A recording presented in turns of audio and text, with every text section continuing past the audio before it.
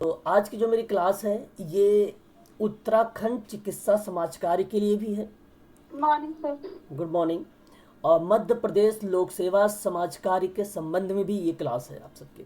और यूजीसी का तो एग्ज़ाम होने वाला है 5 दिसंबर को, उनके लिए भी बहुत इम्पोर्टेंट है ये क्लास।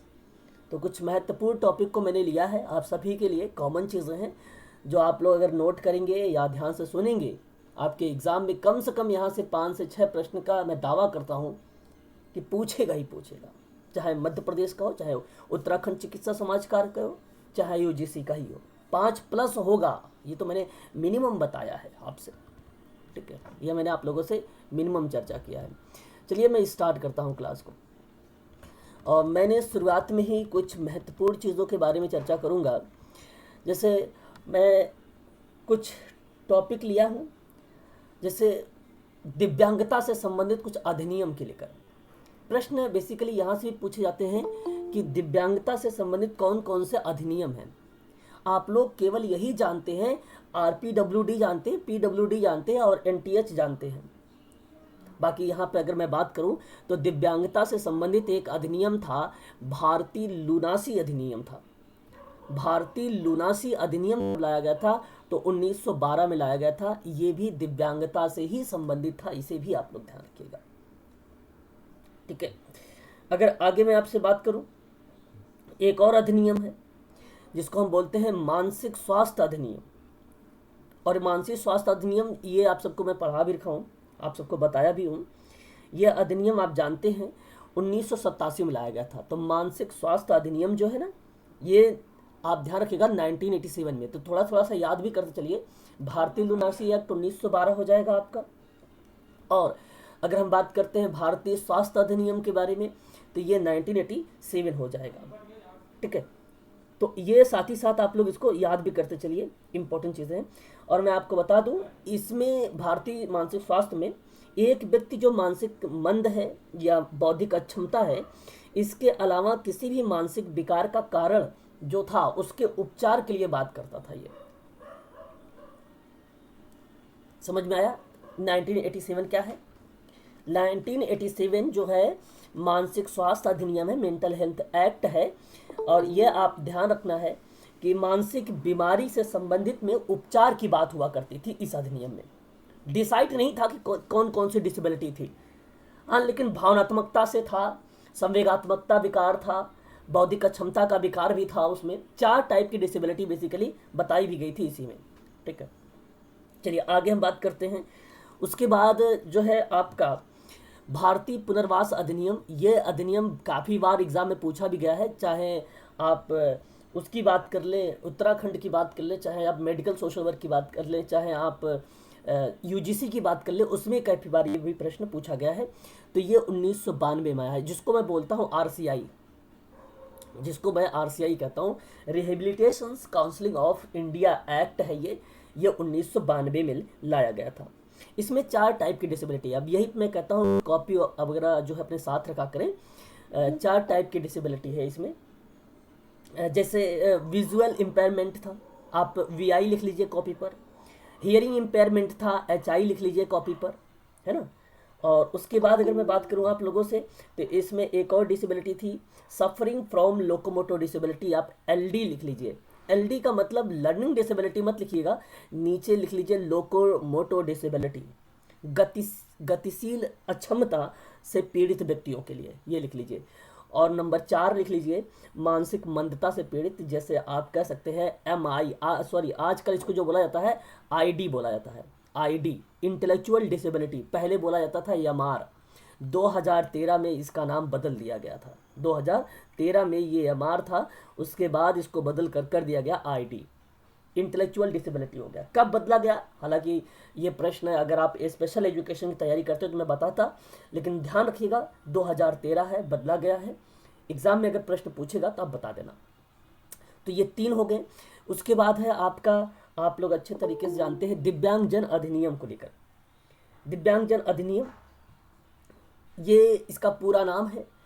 और समान अवसर, अधिकारों का संरक्षण और पूर्ण भागीदारी, ये इस डिसेबिलिटी में 7 टाइप की जो है बात की गई थी। ये 1995 का नाम हम जानते हैं। बेसिकली इसको पूर्ण रूप से लागू करने में जो अहम भूमिका होती है 7 फरवरी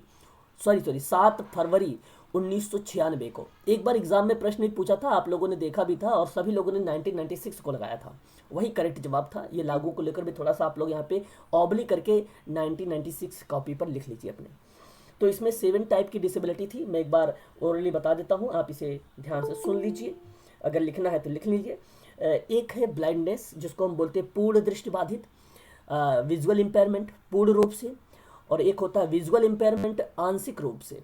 मतलब आप आंशिक रूप से कह सकते हैं, जैसे आपने नाम सुना होगा, मायोपिया का नाम सुना होगा, हाइपर जो है हाइप्रोमोट्रोपिया का नाम सुना होगा, और प्रेस मायोपिया का नाम सुना होगा, जिसको हम प्रेस मायोपिया जो बोलते हैं।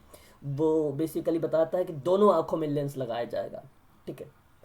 और अगर मैं बात करता हूँ तो ये इसमें डिसेबिलिटी में जो है केवल एक पूर्ण दृष्टि बाधित, एक आंशिक दृष्टि बाधित ही आप ध्यान रखिएगा बस यहाँ पर। उसके बाद HI लिख लीजिएगा, हियरिंग इम्पेयरमेंट। लोकोमोटो डिसेबिलिटी इसी में लिख लीजिएगा। इसके बाद इसमें लिख लीजिएगा कुष्ठ निवारित रोग जो होता है, लेप्रोक्सी कर्ब पर्सन्स होता जो, वो भी इसी में आता है। और उसके बाद मानसिक मंदता, जिसको हम पहले मेंटल रिटार्डेशन कहते थे, 2013 में नाम चेंज हो गया, उसको ID बोलते हैं। इंटेलेक्चुअल डिसेबिलिटी भी कहेंगे। और एक बोलते हैं MI, जिसको हम बोलते हैं मेंटल इलनेस, मानसिक रुग्णता। ये 7 टाइप की डिसेबिलिटी इसमें देखी गई थी। तो इसका जो नाम याद रखिएगा PWD बोला जाता है। और PWD का पूरा नाम बात करें या थीम की बात करें तो समान अवसर, अधिकारों का संरक्षण एवं पूर्ण भागीदारी था इसकी थीम। ये भी थीम से भी प्रश्न पूछा गया था UGC में एक बार, ठीक है। तो ये ध्यान रखिएगा। और आगे अगर हम बात करते हैं तो राष्ट्रीय न्यास अधिनियम है। राष्ट्रीय न्यास अधिनियम आप सभी लोगों को पता होगा। इसमें 4 टाइप की डिसेबिलिटी के बारे में बात की गई है। स्वलीनता, प्रमस्तिष्क पक्षाघात, मानसिक मंदता, जिसको बौद्धिक अक्षमता बोला जाता है, और बहुदिव्यांगता, यानी आप मल्टीपल डिसेबिलिटी भी कह सकते हैं। ये अधिनियम 1999 में लाया गया था, 1999 में लाया गया था। ये भी आप ध्यान रखिएगा। नेशनल ट्रस्ट एक्ट है ये। आगे हम बात करते हैं, इसके बारे में आप भलीभांति तरीके से जानते हैं। ये RPWD है, RPWD है। कभी कभी RPWD लिख देगा और कहेगा कि RPWD में R का मीनिंग बताइए, तो R का मीनिंग बहुत वहाँ पे बच्चे रिलीजन्स रहेगा, रिहेबिलिटेशंस रहेगा, तो सोचते हैं बच्चे कि पुनर्वास से संबंधित होगा, पुनर्वास ही लगाएंगे। नहीं भाई, आप RPWD का फुल फॉर्म कर लेना, right of persons with disability act है ये। तो इसलिए यहाँ पे R का मतलब होगा राइट, P का मतलब होगा पर्सन, W का मतलब होगा विथ, और D का मतलब होगा डिसेबिलिटी। याद रखिएगा, ये एक्ट जो है 2016 का है, ठीक है। इसे भी आप लोग ध्यान में रखिएगा, ठीक है। इतनी बात क्लियर हो गई? एक बार जरा मुझे कंफर्म कर दीजिए आप सभी लोग, एक बार मुझे। बहुत बढ़िया। अब मैं आपको थोड़ा सा RPWD में, मैं आपको टॉपिक नहीं करवा रहा हूँ, लेकिन कुछ बातें बता देता हूँ RPWD में, जो कि एग्जाम के पॉइंट ऑफ व्यू से पूछा जा सकता है। RPWD उत्तराखंड चिकित्सा समाज कार्य के लिए इम्पोर्टेंट है, और मध्य प्रदेश लोक सेवा के लिए भी इम्पोर्टेंट है। जैसे एक चीज़ याद रखना आप सभी लोग, ये 1995 की जगह पर आया है RPWD, ये आप एक पॉइंट नोट कर सकते हैं। 1995 आप समझ गए होंगे कि यहाँ पर जो मैंने अभी बताया है PWD उसका स्थान लिया है ये। दूसरी बात, इसमें 21 टाइप की डिसेबिलिटी है, 21 टाइप की डिसेबिलिटी के बारे में बात किया है। 2 बातें याद हुई। और जो ये RPWD है, ये सामाजिक न्याय और अधिकारिता मंत्रालय के अंतर्गत आता है, ये भी एक पॉइंट होता है। सामाजिक न्याय और अधिकारिता मंत्रालय के पॉइंट के तहत ये आता है, ठीक है। ये भी आप नोट कर लीजिएगा। और याद रखिएगा, इसका अगर हम बात करते हैं तो एक है दिव्यांग व्यक्तियों अधिकारों पर संयुक्त राष्ट्र सम्मेलन, जिसको आप बोलते हैं, आप कॉपी पर मेंशन करिए, UNCRPD, ठीक है।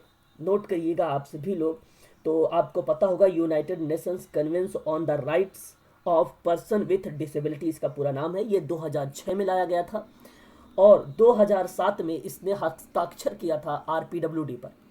RPWD पर इसने क्या किया था, हस्ताक्षर किया था कि भाई PWD की जगह पर हम RPWD लाएंगे, इस तरीके की बात थी। और ड्राफ्ट हुआ था 2011 में। ड्राफ्टिंग जो हुआ था, वो ड्राफ्ट बनाया गया था इसी RPWD को 2011 में। और अगर हम बात करते हैं 7 फरवरी 2014 को तो आरपीडब्ल्यूडी में संसद में पेश किया 2014 में, 2014 में संसद में पेश हुआ, ये बात ध्यान रखिएगा। और 16 दिसंबर 2016 को लोकसभा में ये व्यक्तियों के अधिकार विधेयक को पारित किया गया था 2016 में, याद रखिएगा 16 दिसंबर 2016 को ये उस पे हुआ। और अगर हम बात करते हैं यहाँ पे 7 फरवरी 2014 को, तो यह एक पेश किया गया था संसद के द्वारा। ठीक है, तो दोनों डेट याद रखिएगा। जैसे पीडब्ल्यूडी में पूछ सकता है 1996, तो ठीक उसी तरीके से पूछ सकता है आरपीडब्ल्यूडी में भी, आप लोग इसे भी ध्यान रखिएगा। आगे बात करता हूँ राष्ट्रपति का जो हस्ताक्षर हुआ था, राष्ट्रपति का जो हस्ताक्षर हुआ था वो हस्ताक्षर हुआ था 28 दिसंबर 2016 को। हस्ताक्षर जो हुआ था 28 दिसंबर 2016 को, ये भी आप नोट डाउन कर लीजिएगा और सामने लिख लीजिएगा राष्ट्रपति का नाम, राष्ट्रपति का नाम। आगे हम बात करते हैं एक इम्पॉर्टेंट डेट, मैंने एक क्वेश्चन भी करवाया था, तो वहाँ पे शायद अभिषेक जी का कमेंट आया था मेरे पास कि सर वहाँ पे 15 जून 2017 लागू होता है, ये डेट बतानी चाहिए आपको। तो मैं सही बता रहा हूँ, वही सही डेट है जो आपने बताया था, मैं उसी डेट की बात कर रहा हूँ। 15 जून है, 15 जून ही था। अभिषेक जी आप हो? अभिषेक जी नहीं है शायद, तो यहाँ पर आप नोट करिएगा उसे 15 जून 2017, 15 जून 2017 को ये क्या हो गया था, लागू हुआ था, ये आप ध्यान रखिएगा। ये भारत के संविधान में जो था 253 अधिनियम, बस अगर आपने इतनी बातें अगर लिख लिए हैं तो यही आप लोगों के एग्जाम में पूछा जाएगा, बस इससे ज़्यादा आप लोगों को कुछ नहीं पूछा जाएगा। ठीक है, एग्जाम के पॉइंट ऑफ व्यू से क्लियर हो गया है, बता दीजिए एक बार। अब हम बात करते हैं, बहुत बढ़िया, अगर हम बात करते हैं संविधान के तरीके से या संवैधानिक या विधायी, जहाँ पे सुरक्षा उपायों के बारे में बात होती है, तो कुछ संवैधानिक प्रयास किए गए थे। और ये प्रयास वो हैं जो स्वतंत्रता से पहले महिलाओं से संबंधित समस्याओं में सुधार करने की बात किया जा रहा था, तो उनके लिए एक कानून बनाया गया था कि सामाजिक कुरीतियों को दूर करने की दशा में। तो सामाजिक कुरीतियों को जो दूर करना है, तो संवैधानिक प्रयास जो था वो महिलाओं को लेकर था। अब यहाँ पर आप अगर लिखना चाहें या समझना चाहें तो आप महिलाएं नोट डाउन कर सकते हैं, महिलाओं के परिप्रेक्ष्य में हम लोग बात करने चल रहे हैं। तो ध्यान रखिएगा आप सभी लोग, विधवाओं के द्वारा आत्महत्या एवं सती प्रथा को अवैध घोषित करने के लिए एक बंगाल सती अधिनियम आया था। जैसे विधवाओं के द्वारा जो आत्महत्या और सती प्रथा को अवैध घोषित करना था, ये बंगाल सती एक अधिनियम था जो 1829 में लाया गया था, ये आप लोग ध्यान रखिएगा। एक तो ये आपके लिए इम्पोर्टेंट है, जो कि ये भी पूछा जा सकता है, ये स्वतंत्रता से पहले महिलाओं के संबंध में समस्याओं को सुधार करने की बात की जा रही है। आगे अगर हम बात करते हैं तो महिलाओं के संबंध में एक और अधिनियम है, उसका नाम है हिंदू विधवा पुनर्विवाह को लेकर अधिनियम। ये 1829 है और 1856 है, ये आप ध्यान रखिएगा। और हिंदू विधवा पुनर्विवाह अधिनियम जो था, तो ये दोनों में से आपको अगर प्राथमिकता देनी हो तो आप बेसिकली, ये मैं आपको स्वतंत्रता से पहले की बात कर रहा हूँ, तो 1829 को ही आप लोग टिक मार के आना। ठीक है, यह अधिनियम था महिलाओं के संबंध में जो सामाजिक कुरीतियों को दूर करता था। ठीक है, आगे अगर हम बात करते हैं भारतीय तलाक अधिनियम के बारे में। तलाक अधिनियम में अभी आप लोगों ने लास्ट टाइम में ट्रिक भी बना रहे थे ना, ट्रिक भी बना रहे थे। भारतीय तलाक अधिनियम जो है वो कब लाया गया था महिलाओं के परिप्रेक्ष्य में, अगर हम सबसे पहले की बात कर रहे हैं, स्टार्टेड की बात कर रहे हैं, तो आप लोग ध्यान रखिएगा कि 1869 का है, 1869 का है। ठीक है, इसे आप थोड़ा सा ध्यान रखिएगा। ठीक है, एक बार जरा कंफर्म करिए, क्या समझ में आ रहा है? क्लियर है, बहुत अच्छी। सर ये हरविलास शारदा किसमें आए थे? 1829 ये कौन प्रथा में आए थे कि वो कौन सा लॉ? ये हिंदू सती प्रथा वाला जो है, तो हरविलास शारदा किसमें आए थे? बंगाल वाले में आए थे कि ये? नहीं, हरविलास शारदा जो है 1829 वाले में थे। ठीक है, सती प्रथा वाले में ही थे। अक्सर जो हरविलास शारदा की बात कर रहे हैं, उन्होंने अपने अधिनियम को वो लाए थे। ठीक है, ऐसे ऐसे पूछते रहिएगा, समझते भी रहिएगा साथ साथ। ठीक है, आगे अगर हम बात करते हैं तो भारतीय तलाक अधिनियम आपका यहाँ पे क्लियर हो गया। ये चीज़ें हैं महिलाओं के संबंध में, इसको आप जरूर समझने की कोशिश करिएगा, क्योंकि महिलाओं के संबंध में कभी कभी अधिनियम पूछ लेता है एग्जाम में, है ना। आगे अगर हम बात करते हैं, एक विशेष विवाह अधिनियम है। विशेष विवाह अधिनियम जो है 1872 का है, और विवाहित महिलाओं का संपत्ति अधिनियम जो है 1874 का है। सहमति की उम्र के अधिनियम की बात करें तो 1881 का है। इंपॉर्टेंट नहीं है, इसको प्राथमिकता मत देना। भारतीय उत्तराधिकार अधिनियम के बारे में बात करें तो ये आप भी इसको नोट करिएगा, समझिएगा कि 1925 का है। तो ये महिलाओं के संबंध में है, जहाँ पे समाज की कुरीतियों को दूर करने की बात कर रहा है, ये अधिनियम है। मैं अभी इस अधिनियम की बताऊंगा कि कौन कौन से अधिनियम याद रखने हैं आपको। आगे अगर हम बात करते हैं तो उत्तराधिकार तो 1956 में आएगा ना। हाँ देखो, हाँ वो हिंदू उत्तराधिकार अधिनियम की बात कर रहा हूँ, मैं यहाँ बात कर रहा हूँ भारतीय उत्तराधिकार अधिनियम। जी जी, भारतीय उत्तराधिकार अधिनियम की बात कर रहा हूँ, तो आप इसे नोट करिएगा, 1925 का ही है आपका, फिर करेक्ट होगा। हिंदू उत्तराधिकार अधिनियम अगर आप सोच रहे हैं तो 1956 का ही होगा फिर वो। ठीक है, ठीक है भाई। जी सर जी। चलो बहुत बढ़िया, ये चीजें भी समझते चलिए। अब हम बात करेंगे बाल विवाह, एक दिया हुआ है निरोध अधिनियम, ये 1929 का है। और हिंदू स्त्रियों की संपत्ति का अधिकार का अधिनियम 1937 का है। अब मैं आपको थोड़ी सी बात बता देता हूँ कि इसमें क्या क्या पूछा जाएगा। एक तो आप ध्यान रखिए, हिंदू उत्तराधिकार अधिनियम 1956 का, इसको आप इंपॉर्टेंट कर लीजिएगा। ठीक है, ये इंपॉर्टेंट हो गया इसमें। एक है बंगाल सती अधिनियम, जिसको आपने बोला कि विधवाओं और आत्महत्या एवं सती प्रथा को अवैध घोषित करने के लिए, मैंने अभी बताया 1829 नोट करिएगा। ठीक है, ये नोट करिएगा। और हिंदू विधवा पुनर्विवाह अधिनियम भी आप नोट करिएगा, 1829 को भी। ठीक है, 1829 को भी। तो ये कुछ चीजें थी जहां पे स्वतंत्रता प्राप्ति से पहले की बात है। जो अधिकांश बातें कही जा रही हैं वो महिलाओं के संबंध में बताई जा रही हैं, उनको एक प्रकार के समाज के मुख्य धारा से जो है जोड़ने की बात की जा रही है। तो बहुत सारे ऐसे अधिनियम लाए गए जो उनके लिए सुधार के लिए काम किए। ठीक है, ये चीज़ें इंपॉर्टेंट है। बाकी आप नोट कर सकते हैं कि 1975 जो है अंतर्राष्ट्रीय महिला वर्ष के रूप में मनाया जाता है। लास्ट वाली क्लास संडे की जो हुई थी उसमें मैंने अंतर्राष्ट्रीय वर्षों के बारे में चर्चा कर चुका हूँ। तो जितने संडे की क्लास हो रही है वो क्लासेस को ज़रूर आप रिपीट करके पढ़िएगा, बाकी और चीज़ों को देखने की कोशिश मत करिएगा, वरना कंफ्यूज होंगे आप सभी लोग। ठीक है, तो ये चीज़ें आप सभी के लिए इंपॉर्टेंट थी, महिलाओं के संबंध में था। आगे बढ़ते हैं, अब हम बात करेंगे श्रमिकों के संबंध में। अब हम बात करेंगे, क्या कोई कुछ पूछना चाहता है तो पूछ सकता है, बाकी अनम्यूट जो है म्यूट रहें। अब बाल विवाह विरोध अधिनियम पे प्रकाश डाल दीजिएगा। अच्छा अच्छा अच्छा अच्छा। अगर इनका कहना है कि बाल विवाह निरोध अधिनियम जो है 1929।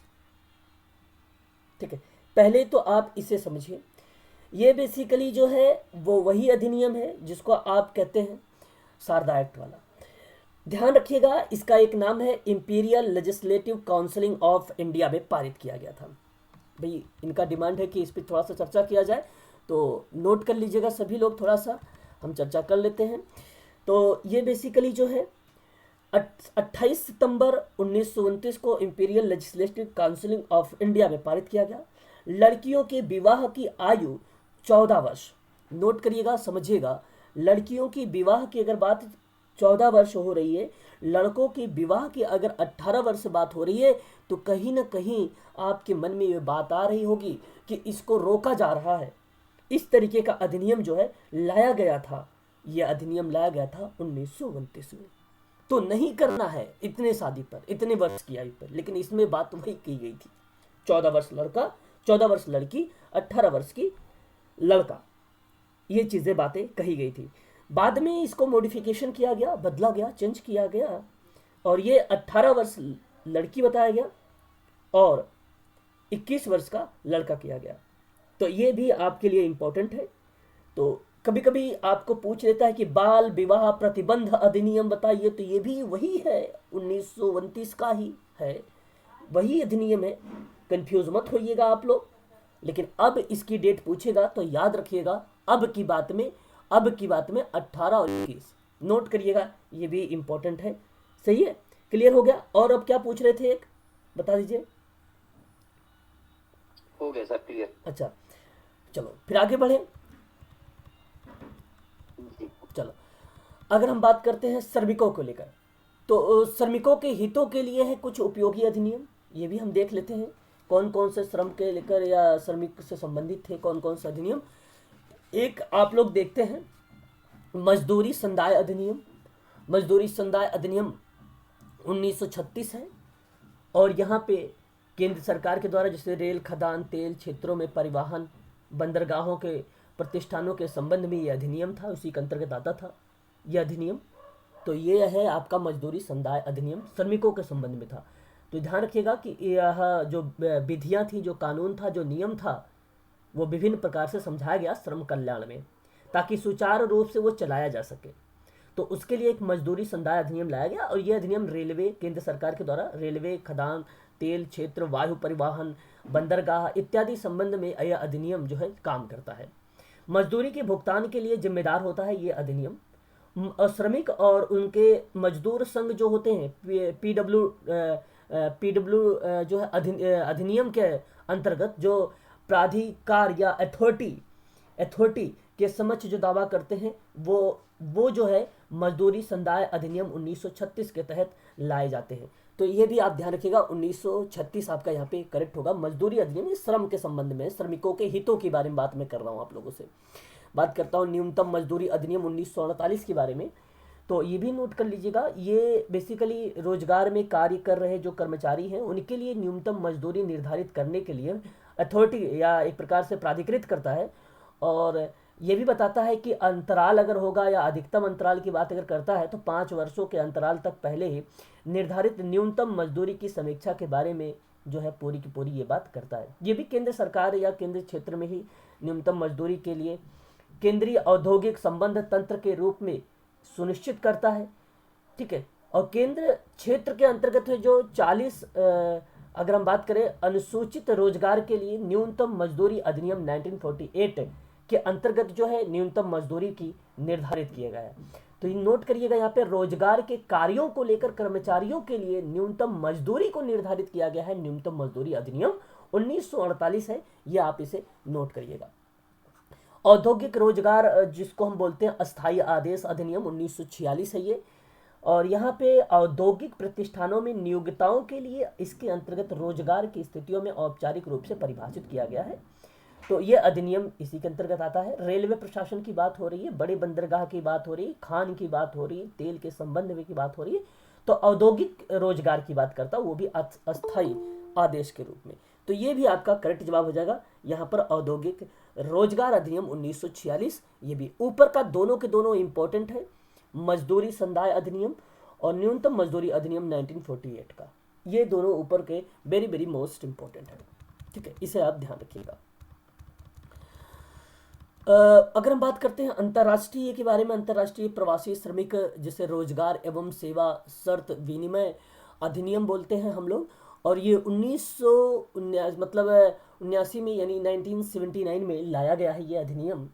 तो रोजगार एवं सेवा शर्त विनियमन अधिनियम है ये। इसमें राज्य जो है राज्य की ये प्रवासी श्रमिक के रोजगार के लेकर बात करता है, सेवा शर्त की बात करता है। तो इसमें बेसिकली ठेकेदार, ठीक है, श्रमिक इत्यादि जो लोग आ रहे हैं जहाँ पे मानसिक मजदूरी वगैरह की बात हो रही है, और अगर मैं बात करूँ कि विस्थापन भत्ते की बात हो रही है, तो बेसिकली इसी अधिनियम में बात होती है, अंतर्राष्ट्रीय प्रवासी श्रमिक अधिनियम में, ठीक है। तो याद रखिएगा ये 1979 का है। ये भी थोड़ा सा प्रवास से है, प्रवासी से 1979 याद रख सकते हैं आप लोग। एक बार बताइए जरा मुझे आप लोग कि समझ में आया, कंफर्म करिए एक बार जरा। जी सर। चलो बहुत बढ़िया भाई, अच्छे से समझते चलिए आप सभी लोग। बस मैं उतनी ही अधिनियम के बारे में बात करूंगा जो इम्पोर्टेंट होगा आप सबके लिए, ठीक है। अब हम बात करते हैं आगे कारखाना अधिनियम के बारे में। कारखाना अधिनियम आप सबको भली भांति तरीके से पता होगा। ये भी एक प्रकार का अगर हम बात करें तो ये कारखाना अधिनियम 1948 का है। कोई बताना चाहेगा ये अधिनियम किसके अंतर्गत आएगा? कारखाना अगर अधिनियम के बारे में बात हम कर रहे हैं तो किसके अंतर्गत आएगा? सर ये बालकों से रिलेटेड होगा। कारखाना बालकों के रिलेटेड में होगा। हाँ, कारखाना बालकों के संबंध में है, ये बात सही है। कल्याण हाँ, और अगर हम बात करें यहाँ पे तो ये जो आप देख रहे हैं कारखाना अधिनियम, ठीक है, औद्योगिक विवाद अधिनियम, श्रमिक संघ अधिनियम अंतर्राष्ट्रीय श्रम अधिनियम, संघ अधिनियम, ये अधिनियम जो है एग्जाम में पूछे जाते हैं, इसलिए मैंने इनके नाम अलग से यहाँ पे एक स्लाइड में लिया है। एग्जाम में ये प्रश्न जरूर आप लोगों से पूछा जाएगा, इन चार में से एक। तो चार अगर याद होंगे तो एक तो जरूर आप बता लेंगे। देखो, कारखाना तो पता होगा 48 का है, 47 औद्योगिक विवाद का है, 47 मैंने आप लोगों को बताया भी था लास्ट वाली क्लास में ट्रिक के माध्यम। उसके बाद 48 आपका कारखाना आ जाएगा, राज्य बीमा वगैरह भी 48 में ही आता है। श्रमिक संघ की बात अगर करता है, श्रमिक संघ अधिनियम 1926 हो जाएगा। और आईएलओ के बारे में अगर हम बात करते हैं, जो इंटरनेशनल लेबर ऑर्गेनाइजेशन की बात होती है, तो 1919 का होगा। तो ये चार अधिनियम है, ये भी आप लोगों को ध्यान रखना पड़ेगा। ठीक है, चलिए आगे बढ़ते हैं। आगे आईएलओ का मुख्यालय कहाँ है? आईएलओ का मुख्यालय जेनेवा में है ना? आईएलओ का मुख्यालय जेनेवा में है? जी सर।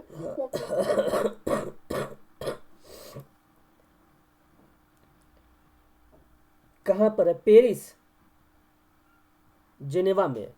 ठीक है, याद रखिएगा, जेनेवा में। अगर हम बात करते हैं यहाँ पे कि अभिसमयन या कन्वेंशन की बात करते हैं, जहाँ पे ऐसे सम्मेलन कहते हैं जिसमें किसी समान उद्देश्य को लेकर चर्चा होती है। अभिसमन या कन्वेंशन हम उसी को बोलते हैं जो सम्मेलन में जिसमें किसी समान उद्देश्य को लेकर हम बात करते हैं। अब हम बात करेंगे कुछ कन्वेंशन के बारे में, तो आपको समझ में आएगा। भारत के अंतर्राष्ट्रीय जो है श्रम संघ के बारे में बात हो तो बलात् अभिसमयन है ये। तो आप यहाँ पे छोटी की मात्रा लगा लीजिएगा थोड़ा सा, है ना? तो ये 1930 होगा। इसको कन्वेंशन बोलते हैं। अभिसमयन को कन्वेंशन, अधिनियम मत समझ लेना, कन्वेंशन होता है ये। ठीक है, तो ये अगर हम बात करें तो 1930 में लाया गया था। ठीक है, ये हम बात कर रहे हैं बच्चों के परिप्रेक्ष्य में, तो 1930 में लाया गया था।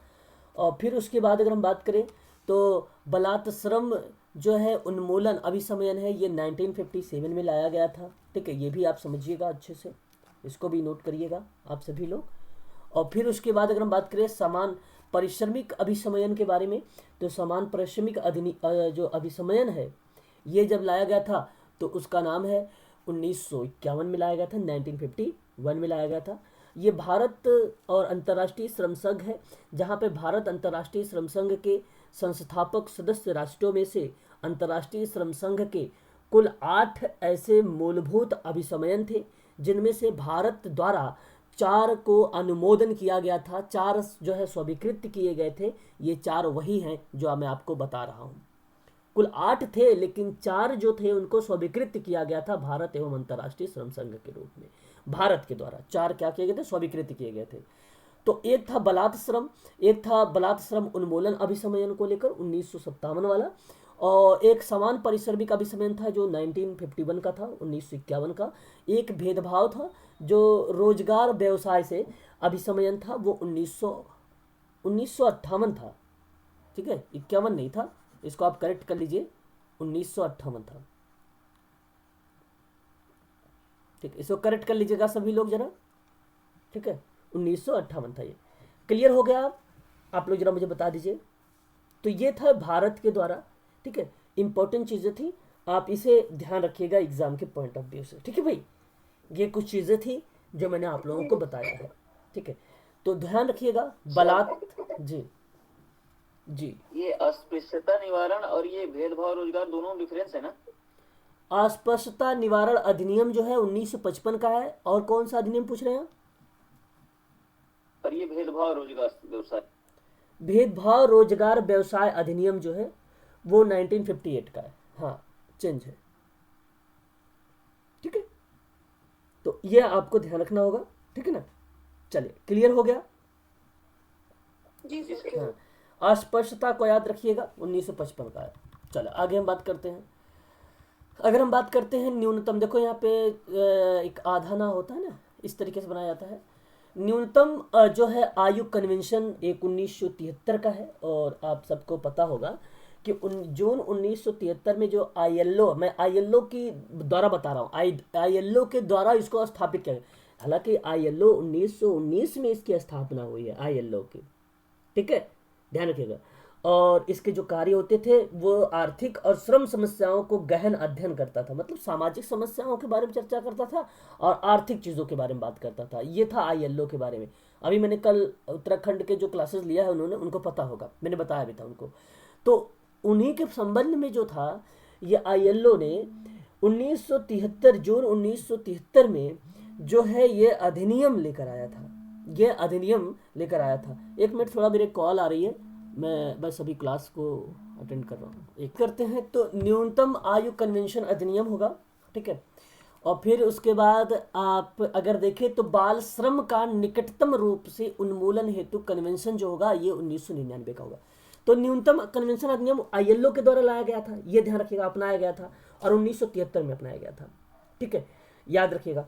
और अगर बाल श्रम निकटतम रूप से उन्मूलन की बात हो रही है वहां पे अभी समय, तो ये भी आईएलओ के द्वारा ही अपनाया गया है। तो आईएलओ के द्वारा दो अधिनियम देख रहे हैं जो बच्चों के लिए अपनाया जा रहा है। एक तो न्यूनतम आयु को लेकर, और एक जो अपनाया जा रहा है, अच्छा न्यूनतम आयु का मतलब है रोजगार। इसका मतलब थोड़ी है कि भी आप 14 वर्ष के हो तो चलो आपको रोजगार मिल जाएगा। वो कन्वेंशन एक प्रकार से यहाँ पे बात कर रहा है, सुरक्षा देने की बात कर रहा है, ठीक है। तो ये 1973 का न्यूनतम आय बच्चों के लिए।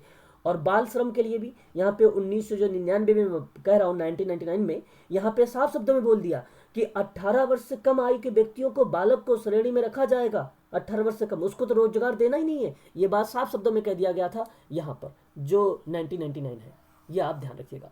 तो ये दो थे बच्चों के संबंध में, इसे भी आप लोग थोड़ा सा ध्यान में रखिएगा। चले आगे बढ़े, बताइए जी। हाँ। तो ये सारी की सारी चीज़ें जो है इंपॉर्टेंट है, आप लोग भी इसे ध्यान से समझते चलिएगा। चलिए आगे बात करते हैं नेक्स्ट पॉइंट पर। सामाजिक सुरक्षा जो है अगर हम बात करें सामाजिक प्रतिरक्षा को लेकर, अब कुछ राष्ट्रीय संस्थान है। अब उनके परिप्रेक्ष्य में अगर हम बात करें तो 1957 में एक, आपने सुना भी होगा, मैंने एक क्लास अभी लास्ट में आप लोगों से, जब यूजीसी वाले बच्चे कह रहे थे कि सर एक बार यूनिट नंबर 10 को बताना, तो मैंने थोड़ा सा वहाँ पे चर्चा किया था कि 1957 में ऑल इंडिया जुवेनाइल कमेटी है। ये आप थोड़ा सा ध्यान रखिएगा, इंपॉर्टेंट चीज़ें हैं ये भी, जो कि हो सकता है आपसे पूछ ले कि ऑल इंडिया जुवेनाइल कमेटी कब लाई गई थी, ठीक है। हालांकि सामाजिक प्रतिरक्षा के संबंध में ही है ये राष्ट्रीय संस्थान, तो इसलिए आप इसे ध्यान रखिएगा, 1957 का, ठीक है, 1957 का। तो इम्पोर्टेंट है ये। और आगे अगर हम बात करें, संघर्षरत जो है किशोर के लिए उन्मूलन कानूनी जो थे, कुछ कानूनी पक्ष थे, ठीक है, कुछ कानूनी पक्ष थे।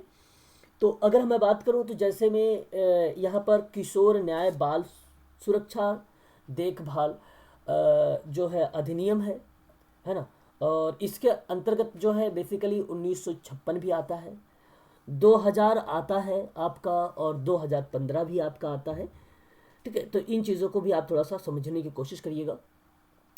तो भारत में जो है बाल न्याय अधिनियम 1956 का भी है, एक संशोधन किया गया था 2000 में। इसके अनुसार अगर बताया गया था कि 16 वर्ष तक के आयु के लड़कों और 18 वर्ष की लड़की, 16 वर्ष तक की आयु के मैंने गलती कर दिया है क्या?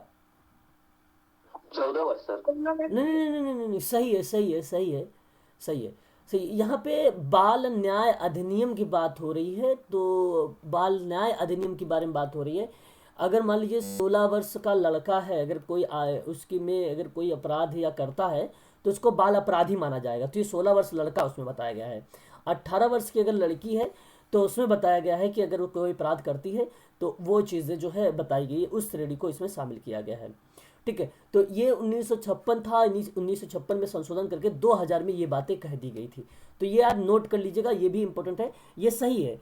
मैं शादी वाला सोच रहा था कि वहाँ पे 14 वर्ष था, वो वाला ठीक था, ये वाला अपनी जगह पे ठीक है, ये अभी अपनी जगह पर ठीक है, ठीक है, इसमें कोई वो नहीं है, ठीक है, ये भी सही है, ठीक है। तो इसे भी आप इसको समझने की कोशिश करिएगा। 16 वर्ष का लड़की होगी, 16 वर्ष का लड़का होगा, 18 वर्ष की लड़की होगी, इसको बाल अपराध के अंतर्गत रखा जाएगा इनको, ठीक है। ये चीज़ें यहाँ पर आपको ध्यान रखना होगा। आगे अगर हम बात करते हैं, किशोर न्याय बाल सुरक्षा एवं देखभाल अधिनियम है, 2015 का है। ये भी आप लोगों को अच्छे तरीके से पता होगा। इस अधिनियम के अंतर्गत किसी अपराध से संबंधित जांच के लिए आयोग को उतने ही अधिकार होंगे जितने की CPCR जो अधिनियम है 2005 का, वो इसी को लागू करेगा, उतना ही टाइप का। कहने का मेरा तात्पर्य ये हुआ कि अपराध के संबंध में जांच जो आयोग है उसके अधिकारों के बारे में अगर कोई बात करेगा तो ये एक प्रकार के जो है बाल सुरक्षा, यहाँ पे आप ब्रैकेट लगा सकते हैं, बाल सुरक्षा एवं देखभाल अधिनियम 2015 ये बात कही गई है। तो किशोर है ये, याद रखिएगा, बड़ा वाला सा है यहाँ पे, है ना, दंती वाला सा, ठीक है, सॉरी दंती का नहीं होगा, ये तालब्य वाला सा होगा। दंती के सा मतलब बोलते हैं हम लोग छोटे वाले सा को, है ना, इस तरीके के सा जो होते हैं, ठीक है। चलिए आपने नाम सुना होगा पोस्को के बारे में, पोस्को आपने नाम सुना होगा, और ये पोस्को वही है जो मैं बात कर रहा हूँ, यौन अपराध बाल सुरक्षा अधिनियम 2012 का है। ये भी संघर्षरत किशोर के कानूनी पक्ष के ही अंतर्गत आता है ये भी अधिनियम। बाल अधिकार संरक्षण आयोग 2005 ये भी उसी के अंतर्गत आता है, ये भी आपको ध्यान रखना होगा, ठीक है। बाल अधिकार संरक्षण आयोग 2005 का। आगे अगर हम बात करते हैं तो अनैतिक व्यापार निवारण अधिनियम के बारे में, तो अनैतिक व्यापार निवारण अधिनियम जो है 1986 का है, ये भी आप ध्यान रखिएगा। अपराधी परिवीक्षा अधिनियम जो है 1958 का है, ये भी आप ध्यान रखिएगा, आपको पता होगा ये तो, है ना, मालूम है कि नहीं मालूम है। भिक्षावृत्ति निवारण अधिनियम भी आपको पता होगा, पश्चिम बंगाल का। पश्चिम बंगाल में 1943 में, मुंबई में 1959 में, हरियाणा पंजाब में 1971 में, मध्य प्रदेश में 1961 में। तो ये तो आपको मैंने बताया था, याद नहीं आ रहा आप लोगों को? बोलिए जरा एक बार। हाँ ये तो याद। अब देखो यहाँ पे क्या, अनैतिक व्यापार निवारण अधिनियम 1986 है, अपराधी परिवीक्षा 1958, तो इजी आपको याद है। 43 में सबसे पहले पश्चिम बंगाल सोच लेना, फिर मुंबई सोच लेना, फिर उसके बाद हरियाणा पंजाब को एक साथ सोच लेना, मध्य प्रदेश में अगर जितने लोग हैं वो तो इजीली समझ जाएंगे कि भाई 1969 का ही अधिनियम है ना, तो ये तो आप आसानी से समझ जाएंगे। स्वापक औषधि एवं का मतलब और होता है मन प्रभावी पदार्थ औषधि 1986 का है। इसको इन शॉर्ट में हम NDPS के नाम से भी जानते हैं, है ना। तो यहाँ पे अगर हम बात करें तो ये अधिनियम 1986, कहीं कहीं मैं आपको बताता हूँ ना कि 1985 भी मिलता है कि नहीं, मिलता है कि नहीं मिलता है, आप लोगों को मैंने बताया भी है, तो वही चीज़ों में आया कंफ्यूज नहीं होना है। तो 1985 भी आपका सही रहेगा, लेकिन दोनों ऑप्शन एक साथ नहीं आने वाले, ये तो तय है, इसमें कोई दो राय नहीं है। मैंने प्रश्न भी देखा, एक साथ आए नहीं है, तो अगर 86 है तो आप ओके करना, या तो 85 है वहाँ पे 85 को ओके करना, ठीक है। कारागार अधिनियम जो है ये 1 जुलाई 1994 को लाया गया था, ये भी आप इसको ध्यान रखिएगा, ठीक है, ये भी चीज़ें हैं। अब हम बात करेंगे, अच्छा अभी तक हमने देखा किशोर के संबंध में था, वो किशोर के संबंध में ही था एक प्रकार से अगर हम बात करें, जहाँ पे संघर्ष था और कहीं ना कहीं रिप्रेजेंट हो रहा था सामाजिक प्रतिरक्षा, कहीं ना कहीं सामाजिक प्रतिरक्षा की बात हो रही थी, तो सामाजिक प्रतिरक्षा का अधिनियम देख लिया। अब सामाजिक प्रतिरक्षा के अंतर्गत ही अधिनियम बच्चों के परिप्रेक्ष्य में होगा। किसके परिप्रेक्ष्य में होगा? बच्चों के परिप्रेक्ष्य में होगा। और बच्चों के परिप्रेक्ष्य में तो हम देखें केंद्रीय अधिनियम जो है वो 1960 का है, केंद्रीय अधिनियम जो है 1960 का है, ठीक है। और आगे अगर हम बात करें अनैतिक व्यापार अधिनियम 1956 का है। अगर किशोर अधिनियम की बात करें 1986 का, वही किशोर अधिनियम। बाकी मैंने आपको लास्ट वाली क्लास जो संडे को हुई थी उसमें मैंने आप लोगों को बता भी चुका हूँ इसके बारे में। विशेष विवाह अधिनियम जो था 1954 का था। हिंदू विवाह अधिनियम जो था 1955 का था, है ना।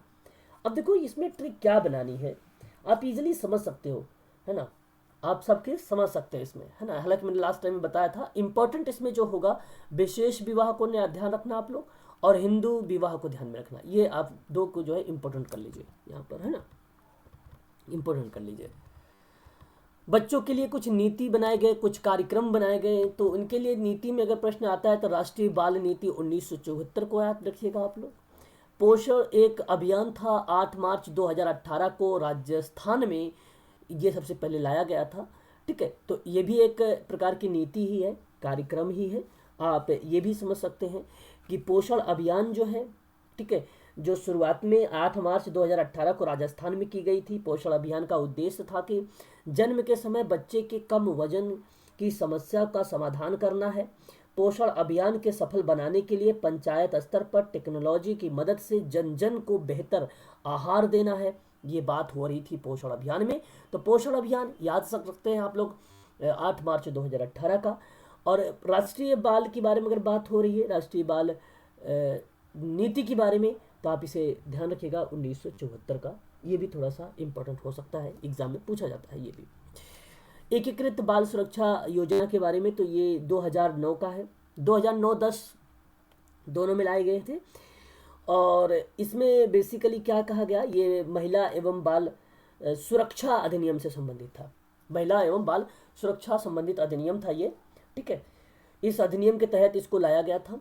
और इसमें बात क्या कही गई थी कि जो है केंद्र और राज्य प्रदेशों के माध्यम से ये किया जाता था। इसका उद्देश्य था कि संकट में फंसे जितने बच्चे हैं उनका कल्याण करना है, बच्चों के प्रति जो भी तिरस्कार या उत्पीड़न की क्रियाविधि हो रही है या संवेदनशील कार्य जो हो रहे हैं उनको रोकना होगा, यही बात कही गई थी एकीकृत बाल सुरक्षा योजना में 2009 और 10 में कहा गया था ये बात, ठीक है।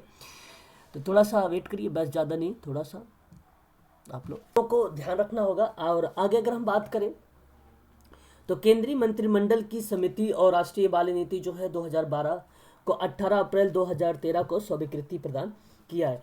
तो ये भी आप यहाँ पे समझ सकते हैं, ठीक है, कि इसके अंतर्गत भी ये चीज़ें लाई गई थी, ठीक है, कि भाई केंद्रीय मंत्रिमंडलीय समिति थी और राष्ट्रीय बाल नीति थी 2012 को, 18 अप्रैल 2013 को इसको स्वीकृति प्रदान की गई। इसमें बात की गई थी इस नीति में कि 18 वर्ष से कम आयु के जो देश के सभी लोगों को बच्चों के रूप में मान्यता देते हैं, उनकी बचपन और उनका जो है विकास करना है, जीवन का अत्यंत महत्वपूर्ण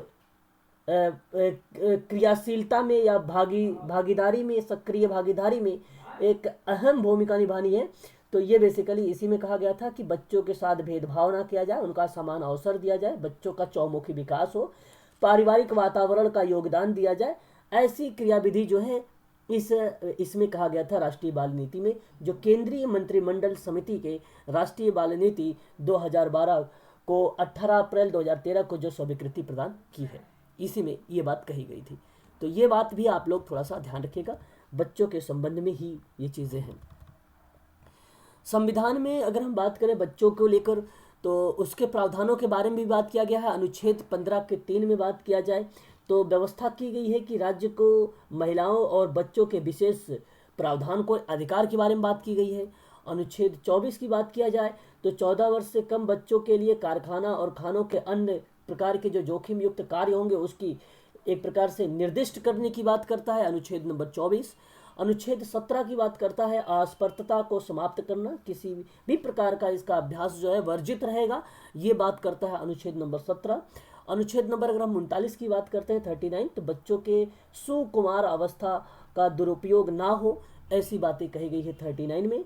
और अगर हम बात करें अनुच्छेद नंबर 42 में, तो 42 में राज्य की काम न्याय संगति मनोचित दशाओं में निश्चित करने के लिए प्रयुक्ति एक प्रकार से सहायता जो है सहायता प्रोवाइड करता है 19 जो है अनुच्छेद नंबर 42, याद रखिएगा आप लोग। अगर हम बात करते हैं अनुच्छेद नंबर 45 के बारे में, तो 14 वर्ष से कम 14 वर्ष तक की जो आयु है उन बच्चों को निःशुल्क और अनिवार्य शिक्षा देने की बात अगर करता है वो अनुच्छेद नंबर 45 है।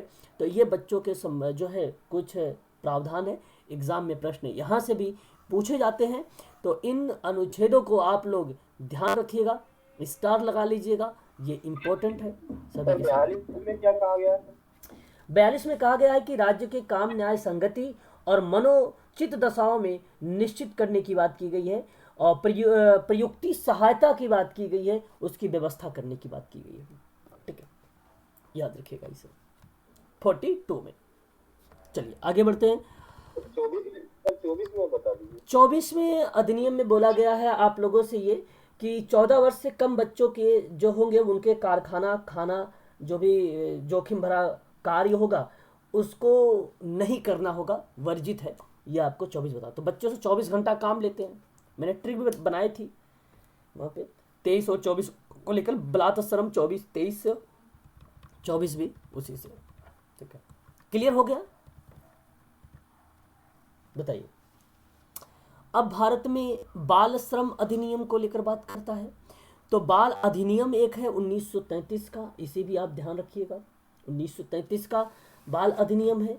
और न्यूनतम अगर हम बात करते हैं यहाँ पर जो है न्यूनतम, अच्छा ये एक चीज़ समझ लीजिए, जो बाल अधिनियम 1933 है ना, इसमें बाल श्रमिकों को बंधक बनाने के विरुद्ध 50 रुपये या दलाल या नियोक्ता के विरुद्ध 200 रुपये का जुर्माना का प्रावधान था।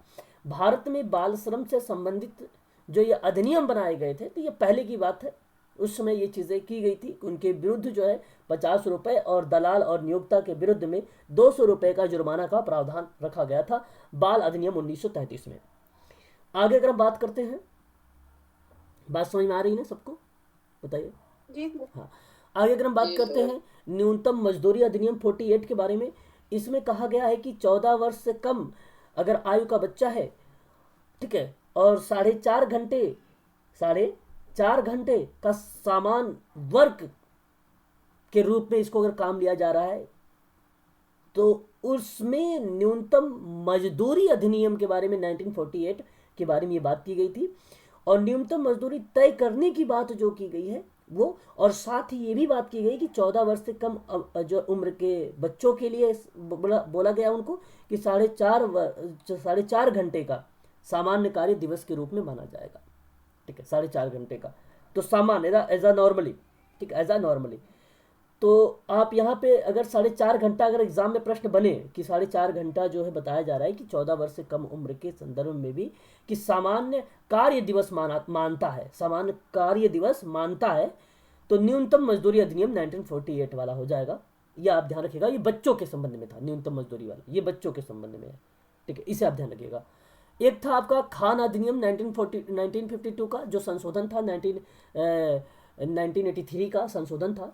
हालांकि जो इस अधिनियम में जब संशोधन किया गया तो 18 वर्ष से कम आयु के नीचे के कार्य करने की अनुमति नहीं दी गई थी संशोधन वाले में, याद रखिएगा। 18 वर्ष से जो कम होंगे उनको काम नहीं लिया जाएगा, उनसे कार्य नहीं करवाया जाएगा, तो ये अधिनियम था, इसका आप ध्यान रखिएगा। बाल श्रम अधिनियम के बारे में बात करें तो 1946 के बारे में, तो इसमें 25 खतरनाक उद्योगों के बारे में जो है बच्चों के लिए रोकथाम की बात की गई थी, 25 उद्योगों के बारे में। तो 25 अगर प्रश्न बनता है कितने उद्योग के बारे में बाल श्रम अधिनियम में बात की गई 1986 वाले में, तो इसमें कुल टोटल 25 थे। और अगर मान लीजिए अगर उसकी कोई अवहेलना करता है तो उसे 3 से लेकर 12 माह की कैद हो सकती है। अगर मान लीजिए उसको उल्लंघन कर देता है कि उद्योगों में बच्चों की नियुक्ति पर रोकथाम लगाता है और वो नहीं करता है, वो काम करवाता है, तो उसके लिए भाई या तो 3 से 12 महीने का कैद होगा या तो 10 से 20 हज़ार रुपये का उसे जुर्माना देने की ये बात इस तरीके से कही गई थी बाल श्रम अधिनियम 1986 में, ठीक है, ये बात याद रखिएगा। आगे अगर हम बात करते हैं तो यहाँ पर एक आप देखें तो बाल दिवस के बारे में तो आपको अच्छे तरीके से पता होगा, आप सभी लोग जानते भी होंगे भली भांति तरीके से। यहाँ पर अगर हम बात करें सबसे पहले सन 1954 में 20 नवंबर को ये मनाया जाता है, और इस दिवस को परिकल्पना के भारतीय नागरिक V.K. कृष्ण मेनन ने किया था। 20 नवंबर को बाल दिवस के रूप में महत्वपूर्ण इसलिए और बढ़ जाता है क्योंकि आज के ही दिन 1959 में संयुक्त राष्ट्र आम सभा के बाल अधिकारों की घोषणा किया था, और 1989 ये याद ध्यान रखिएगा 1989 में 20 नवंबर को संयुक्त राष्ट्र महासभा ने बाल अभिसमन, वही जिसको कन्वेंशन की स्थापना किया था। ये थोड़ा सा इंपॉर्टेंट है, यहाँ से पॉइंट इसको आप ध्यान रखिएगा। और सितंबर 1990 में जो है ये बेसिकली प्रभाव में लाया गया था। तो ये अंतर्राष्ट्रीय परिदृश्य से देखा जाए तो बच्चों के एक संयुक्त राष्ट्र सम्मेलन है जहाँ पे संयुक्त राष्ट्र महासभा के द्वारा बाल अधिकारों के अंतर्राष्ट्रीय घोषणा 1959 में किया गया। कुल टोटल इसने 10 सिद्धांतों पर अपनी चर्चा करता है। ये भाईचारा, मित्रता, शांति इत्यादि चीज़ों को शामिल करता है। ये स्वास्थ्य, पोषण, मकान सुविधा, शारीरिक दिव्यांगता आदि शिक्षा देने के बारे में भी बात करता है ये, और किसी भी चीज़ का भेदभाव वगैरह नहीं करता। इसके कुल टोटल 10 सिद्धांत थे, ये भी आप लोग ध्यान रखिएगा। और वेरी वेरी मोस्ट इंपॉर्टेंट, संयुक्त राष्ट्र महासभा में जो बाल अभिसमयन की अपनाने की बात होती है तो वो 20 नवंबर 1989 का होगा। ये आपके लिए सही होगा, ये सबसे बेटर होगा आप सबके लिए। आगे अगर हम बात करते हैं तो नेक्स्ट पॉइंट अगर हमारा आता है तो आपने नाम सुना ही होगा अच्छे तरीके से, UNCRC संयुक्त राष्ट्र जो है बाल अधिकार कन्वेंशन वही बेसिकली चीज़ें हैं जो 20 मैं बता रहा हूँ, अभी 20 नवंबर की बात कर रहा हूँ मैं, उसी चीज़ों को यहाँ पे मैं चर्चा कर रहा हूँ 1989 वाला। तो 20 नवंबर 1989 को संयुक्त राष्ट्र महासभा के द्वारा बाल अधिकारों पर असंविधान जो स्वीकार करने की बात थी वो वही थी, UNCRC का ही था। तो ये आप ध्यान रखिएगा, और इसमें और कोई चीज़ें इंपॉर्टेंट नहीं है। अच्छा, कन्वेंशन में एक बात कही गई कि एक बच्चे की जो है 18 वर्ष से कम उम्र के किसी भी इंसान के रूप में परिभाषित करता है। तो ये बेसिकली ये यही है, UNCRC ही है, ठीक है। बाकी भारत में यूनिसेफ का नाम आप लोगों ने सुना ही होगा। यूनिसेफ भी बाल कल्याण के संबंध में बात करता है, पोषण, सुरक्षा, शिक्षा, स्वास्थ्य, सफाई वगैरह के बारे में भी यूनिसेफ भी काम करता है। ऐसी बात नहीं सब नहीं काम करता, यूनिसेफ भी है इसमें। बाकी इसके 10 सिद्धांत हैं, मैंने अभी आपको बता रहा था 10 सिद्धांत है, सही है। अब बात कर लेते हैं थोड़ा सा कन्या के बारे में। देखिए यहाँ पे कन्या भ्रूण हत्या जो है, निवारण अधिनियम 1870 का है। ये 8 लिखा हुआ है, ये 1 लिखा हुआ है। तो 1 8 ये 7 है, ये 7 ये 0 है, ठीक है। तो सिमिलर है ये, आप इसे ध्यान रख लीजिए। तो कन्या भ्रूण हत्या निवारण अधिनियम जो है वो आपका 1870 का है। प्रसव पूर्ण निदान तकनीकी अधिनियम है, 1994 का है। ये आप नोट करिएगा, ये एग्जाम में पूछा भी गया है प्रश्न, है ना, ठीक है। तो इसे आप ध्यान रखिएगा, 1994। दत्तक ग्रहण अधिनियम 2017 का संशोधन जो है अधिनियम बनाया गया है वो 1956 का, ठीक है। तो ये आप थोड़ा सा इसको भी ध्यान रखिएगा। क्लियर हो रहा है सभी लोगों को? अभी अधिनियम ही चल रहा है, अभी और भी टॉपिक है, ऐसा मत सोचेगा टॉपिक नहीं है। मैंने थोड़ा सा अधिनियम वही लिया है थोड़ा, ताकि इसको बार बार देखते रहें अपनी कॉपी पे, नज़रों पर बार बार देखते रहे भाई, हाँ ये अधिनियम है ना। ताकि अब CARA की स्थापना कब हुई थी? आप लोगों को पता होना चाहिए कि भाई देखो, ये एक प्रकार से CARA की स्थापना 1990 में कल्याण मंत्रालय के तहत की गई थी।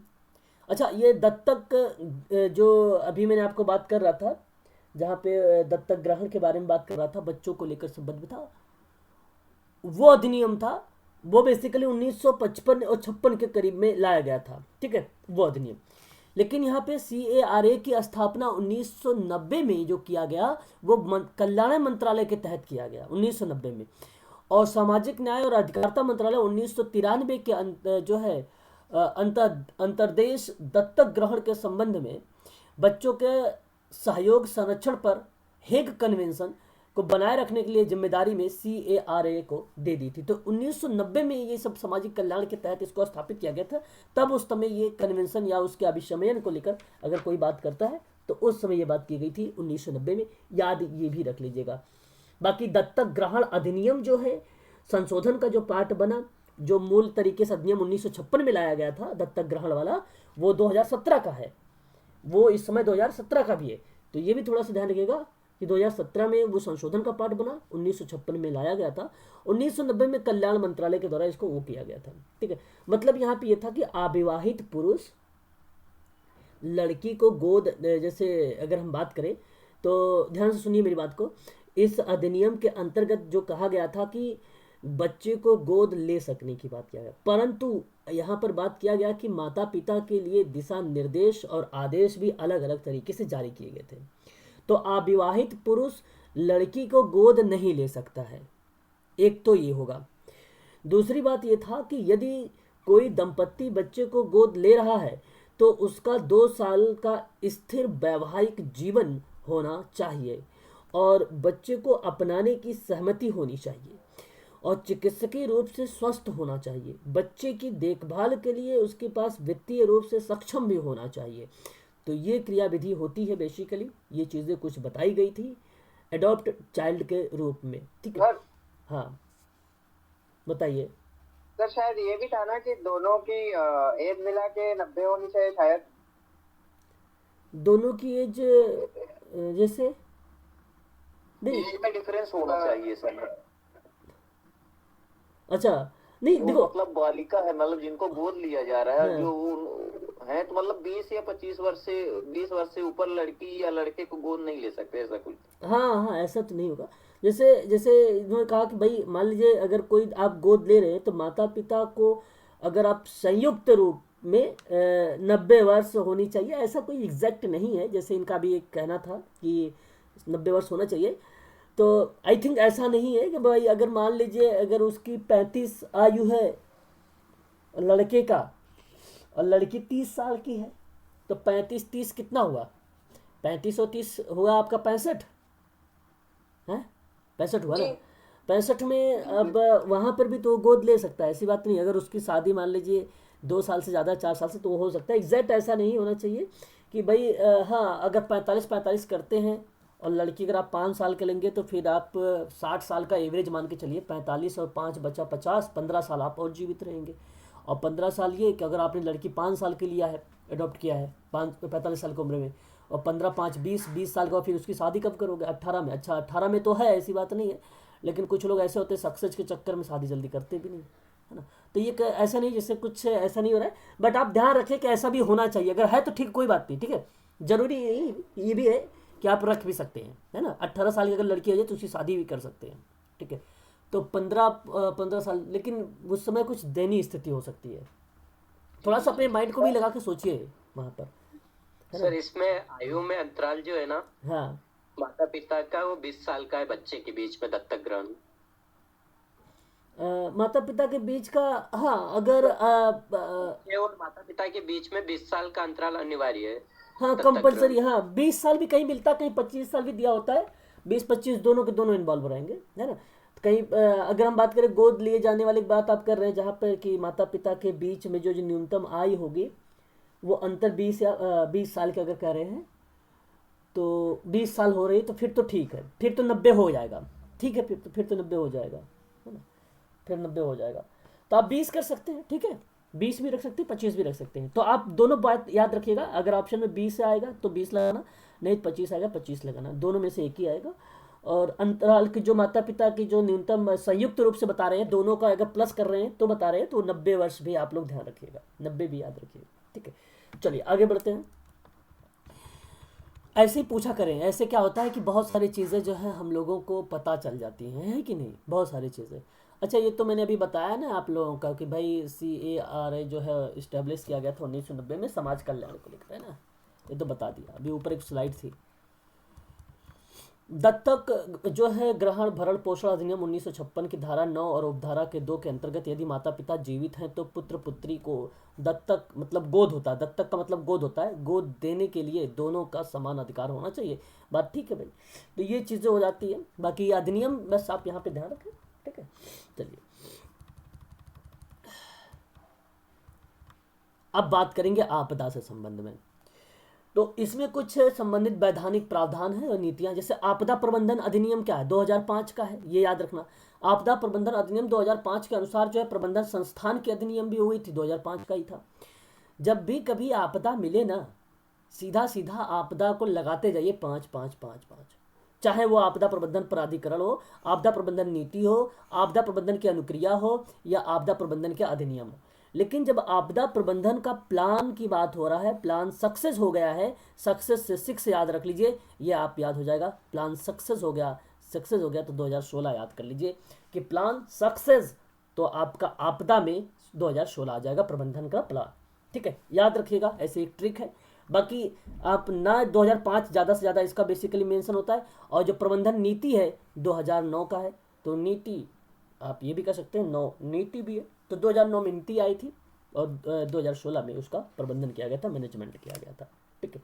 तो ये यार चीज़, वो दत्तक ग्रहण धारा 9 आपने जो बताया था, और उपधारा 2 क्या है ऊपर जो था स्लाइड में? उसमें धाराएं दी गई हैं, है ना, कि धारा 9 धारा 9 और तो उपधारा के अंतर्गत यदि माता पिता जीवित हैं तो पुत्र पुत्री को गोद देने के लिए दोनों का समान अधिकार होगा। तो यहाँ पे देने की बात हो रही है धारा 9 और उपधारा में, कि भाई देने की बात, अगर जीवित हैं तो इस तरीके की बात कही जा रही है दत्तक ग्रहण में, ठीक है ना। इसकी आगे हम बात करते हैं, तो ये हो गया आपका, क्लियर हो गया। तो आप ध्यान रखिएगा, राष्ट्रीय आपदा अनुक्रिया बल स्थापना 2005 का है, NDRF भी इसको बोला जाता है, आप इसे भी ध्यान रखिएगा। आपने नाम सुना होगा, एक इंडिया क्विक ऐप आता है और एक सागरवाणी ऐप आता है। ये जारी किया गया था, ये एग्जाम में एक बार प्रश्न पूछा गया था तो इतनी बात आप लोग ध्यान रखिए कि ये 2017 जुलाई 2017 में इसको जारी किया गया था। ठीक है, बात समझ में आई। ये जो इंडिया क्वेक मैं बात कर रहा हूँ, ये बेसिकली पृथ्वी विज्ञान के अंतराल में अंतर्गत जो है, बेसिकली 2017 जुलाई 2017 में ये इंडिया क्वेक और सागरवाड़ी जो है इसको लॉन्च किया गया था। जो प्राकृतिक आपदाएं होती है उसके संबंध में जानकारी देता है, उनको सक्षम करने के लिए बात करता है ये ऐप। तो भूकंप विज्ञान से संबंधित अगर कोई है तो वो इंडिया क्वेक है ना, ये हो जाता है।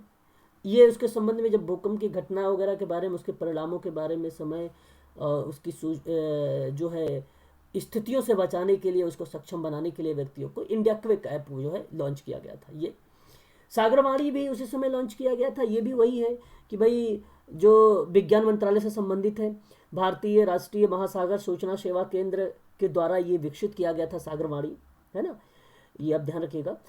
और इसमें जैसे परामर्श देता है, एक प्रकार से मार्गदर्शन करता है लोगों को, है ना, मार्गदर्शित करता है, पूर्वानुमान लगाता है, आइडियाज वगैरह लगाता है और तकनीकी का उपयोग करता है ये बेसिकली सागरवाड़ी।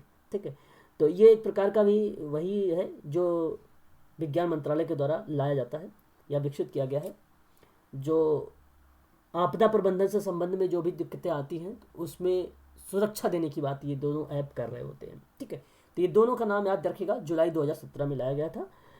ध्यान रखिएगा, भूकंप की घटनाओं को घटित होने के संबंध में समय, स्थान, परिणाम और भूकंप के पैरामीटरों को, जहाँ पे घटनाओं की स्थिति में सूचना देने की बात कर रहा है और विलंब होने से बचाने की जो बात कर रहा है, एक उद्देश्य बनाता है इंडिया क्वेक।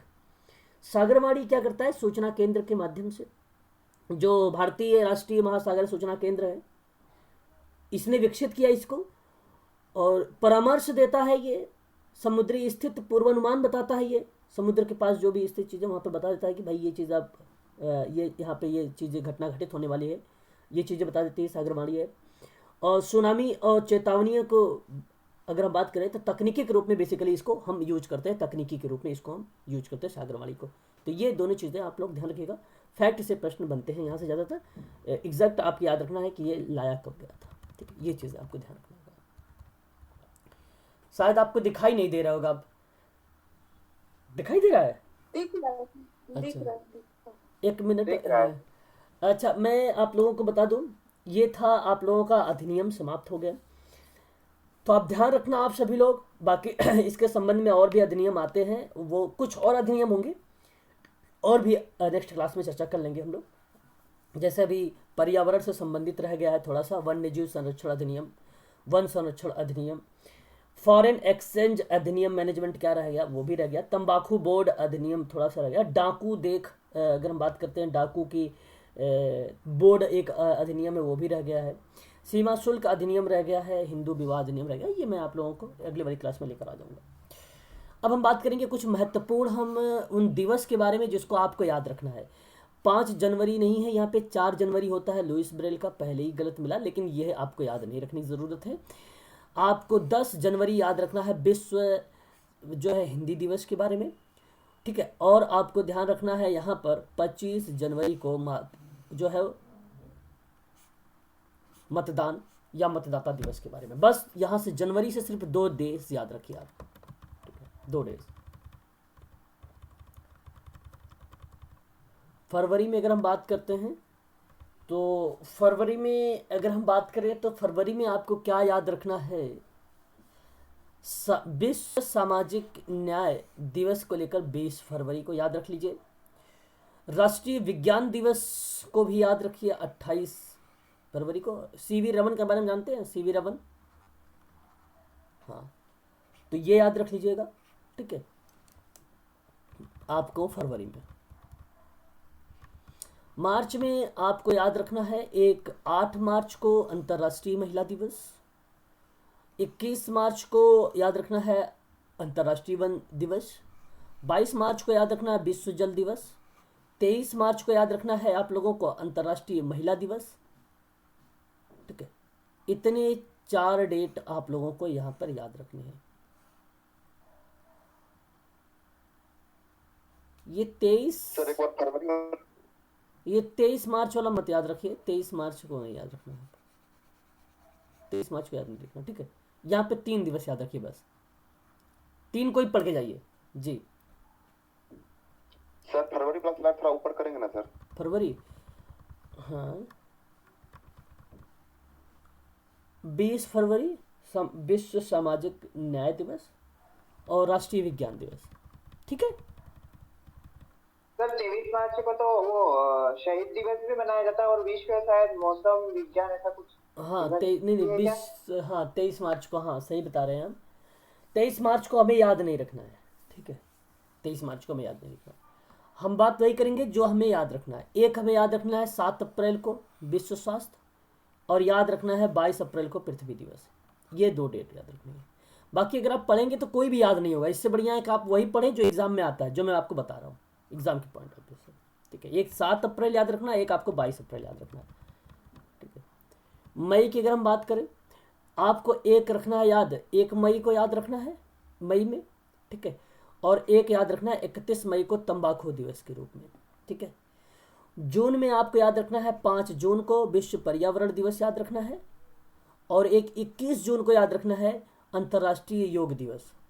जुलाई में अगर आपको याद रखना है तो आपको 11 जुलाई को याद रखना है विश्व जनसंख्या दिवस। बस इतनी डेट मई में याद रखना है आपको। 2 था, एक आपको 1 मई, एक आपको 31 मई, और एक आपको जून को याद रखना है 5 जून को विश्व पर्यावरण दिवस, 21 जून को अंतर्राष्ट्रीय योग दिवस, और 11 जुलाई को आपको याद रखना है विश्व जनसंख्या दिवस। इतनी डेट आपको यहाँ से याद रखनी है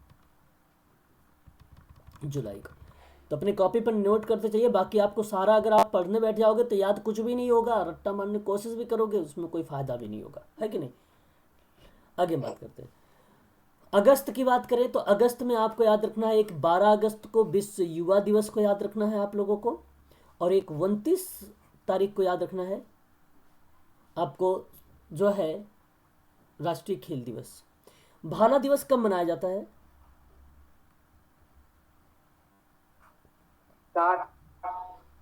7 क्या 7 अगस्त को सर। 7 अगस्त को।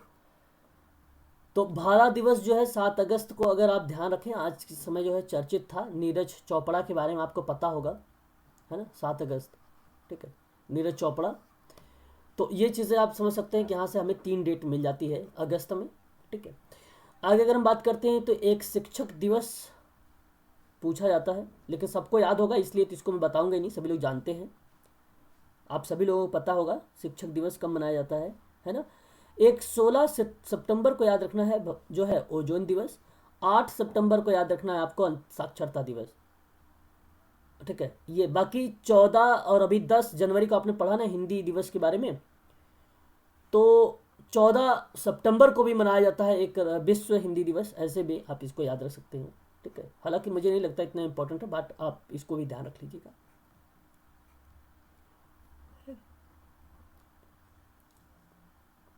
और यहाँ पे देखो विश्व शिक्षक दिवस है 5 अक्टूबर वाला, तो जाहिर सी बात है अगर आपको 5 सितंबर याद है, 5 अक्टूबर याद होना चाहिए, ये तो सिंपल बात है। पर्यावरण दिवस अगर 5 जून याद है तो 5 अक्टूबर ये भी याद होना चाहिए कि विश्व पर्यावरण दिवस मनाया जाता है 5 अक्टूबर को, याद होना चाहिए। ये तो कॉमन चीज़ है जहाँ पे एक बताता है। विश्व शिक्षा दिवस भी तो मनाया जाता है ना 5 अक्टूबर को। वो विश्व वाला है शिक्षक दिवस, 5 सितंबर को जो मनाया जाता है सर विश्व शिक्षक दिवस की बोल रही हूँ। हाँ अंतर्राष्ट्रीय मनाया जाता है, और एक राष्ट्रीय मनाया जाता है। राष्ट्रीय वाला याद रखना, राष्ट्रीय वाला बेसिकली ज़्यादा पूछा जाता है, अंतर्राष्ट्रीय वाला नहीं। अगर हाँ याद तो जैसे ये याद है तो ये ऑटोमेटिक याद रहेगा, है ना। और अगर आगे बात करें तो यहाँ पे एक देखिए, आप बालिका दिवस को इस बार थोड़ा सा प्राथमिकता देना, है ना। और साथ ही साथ 10 अक्टूबर को भी प्राथमिकता देना, क्योंकि इस बार कोविड-19 का ज़्यादा प्रकोप रहा था। तो विश्व मानसिक स्वास्थ्य दिवस पर क्या लोगों पर, विश्व में पूरा मानसिकता पर प्रभाव पड़े, हो सकता है इस तरीके का उसका कॉन्सेप्ट बन सकता है माइंड में। तो याद रखिएगा जो है 10 अक्टूबर को विश्व मानसिक स्वास्थ्य दिवस, 11 अक्टूबर को विश्व बालिका दिवस। बस इतनी चीज़ आप यहाँ से याद रख लीजिए। पोलियो समाप्त हो गया है तो इसलिए पोलियो को मत याद रखिए, है ना। 11 नवंबर की बात करते हैं। 11 नवंबर सॉरी, यहाँ पे केवल नवंबर के बारे में बात करते हैं। तो नवंबर माह में आपको एक 19 नवंबर को विश्व शौचालय दिवस याद कर लीजिए। 14 नवंबर आपको तो ये पता है, एक याद रखिए इसमें, राष्ट्रीय प्रसारण अधिनियम, सॉरी यार अधिनियम नहीं, जो है प्रसारण दिवस है, ये 12 नवंबर को याद रख लीजिए। ये नवंबर माह में 12 याद कर लीजिए और 19 नवंबर याद कर लीजिए। संविधान तो पता ही होगा आप लोगों को, 26, इसको क्या याद कराना है ना, 26 नवंबर 1949 पता है, 1949 तो पता है, 14 नवंबर भी पता होगा आपको, ठीक है। तो ये आप इसमें से सिर्फ जो है 3 दिवस याद रख लीजिए नवंबर में, बाकी आप नवंबर के जानते हैं, बाकी ये 3 अगर याद हो जाएंगे आपको तो ठीक रहेगा। 3, एक आपका 12 नवंबर को, एक आपका शौचालय और एक आपका जो है संविधान। तो ये तो 3 आप ऐसे याद कर लीजिए, बाकी तो आपको आते ही है, इतने टफ नहीं पूछे जाएंगे और, है ना। विश्व एड्स दिवस आपको तो पता है, 1 को मनाया जाता है, 2 को मनाया जाता है कंप्यूटर साक्षरता दिवस। अच्छा देखो, साक्षरता दिवस था अभी, मैंने भी आप लोगों को बताया, कब मनाया जाता है साक्षरता दिवस, वो वाला बताओ। अभी मैंने बताया साक्षरता दिवस कब मनाया, 8 सितंबर। हाँ 8 सितंबर। तो आपको वो याद रखना है, 2 तारीख यानी 2 अक्टूबर को जो मनाया जाता है कंप्यूटर साक्षरता दिवस मनाया जाता है, ये आपको ध्यान नहीं रखना है, ठीक है। तो ये चीज़ें आपको यहाँ पे समझा रहा था। 3 दिसंबर नहीं दिया हुआ है यार इसमें, 3 दिसंबर को क्या मनाया जाता है बताइए, दिव्यांग, डिसेबिलिटी, हाँ विकलांगता दिवस। दिव्यांग दिवस। हाँ दिव्यांग दिवस, तो ये आपको याद रखना होगा। 3 दिसंबर वाला इंपॉर्टेंट है यहाँ पे, है ना, 3 नहीं लिखा हुआ था, 3 और 1 याद रख लेना यहाँ पे, बस इतना याद रखना आपको। हाँ आपने नाम सुना होगा मानवाधिकार दिवस के बारे में, विश्व मानवाधिकार दिवस, है ना, 10 दिसंबर। हाँ ये इम्पोर्टेंट है, 10 दिसंबर, सॉरी, हाँ 10 दिसंबर। और 23 दिसंबर एक याद रख लेना किसान दिवस, ये भी मैंने प्रश्न देखा है किसान दिवस को लेकर हुए एग्जाम में, है ना। तो एक 23 दिसंबर याद रख लेना, 10 दिसंबर याद रख लेना, 3 दिसंबर याद रख लेना और 1 दिसंबर याद रख लेना, यानी 4 डेट, बस आपका कंप्लीट हो गया दिसंबर माह के।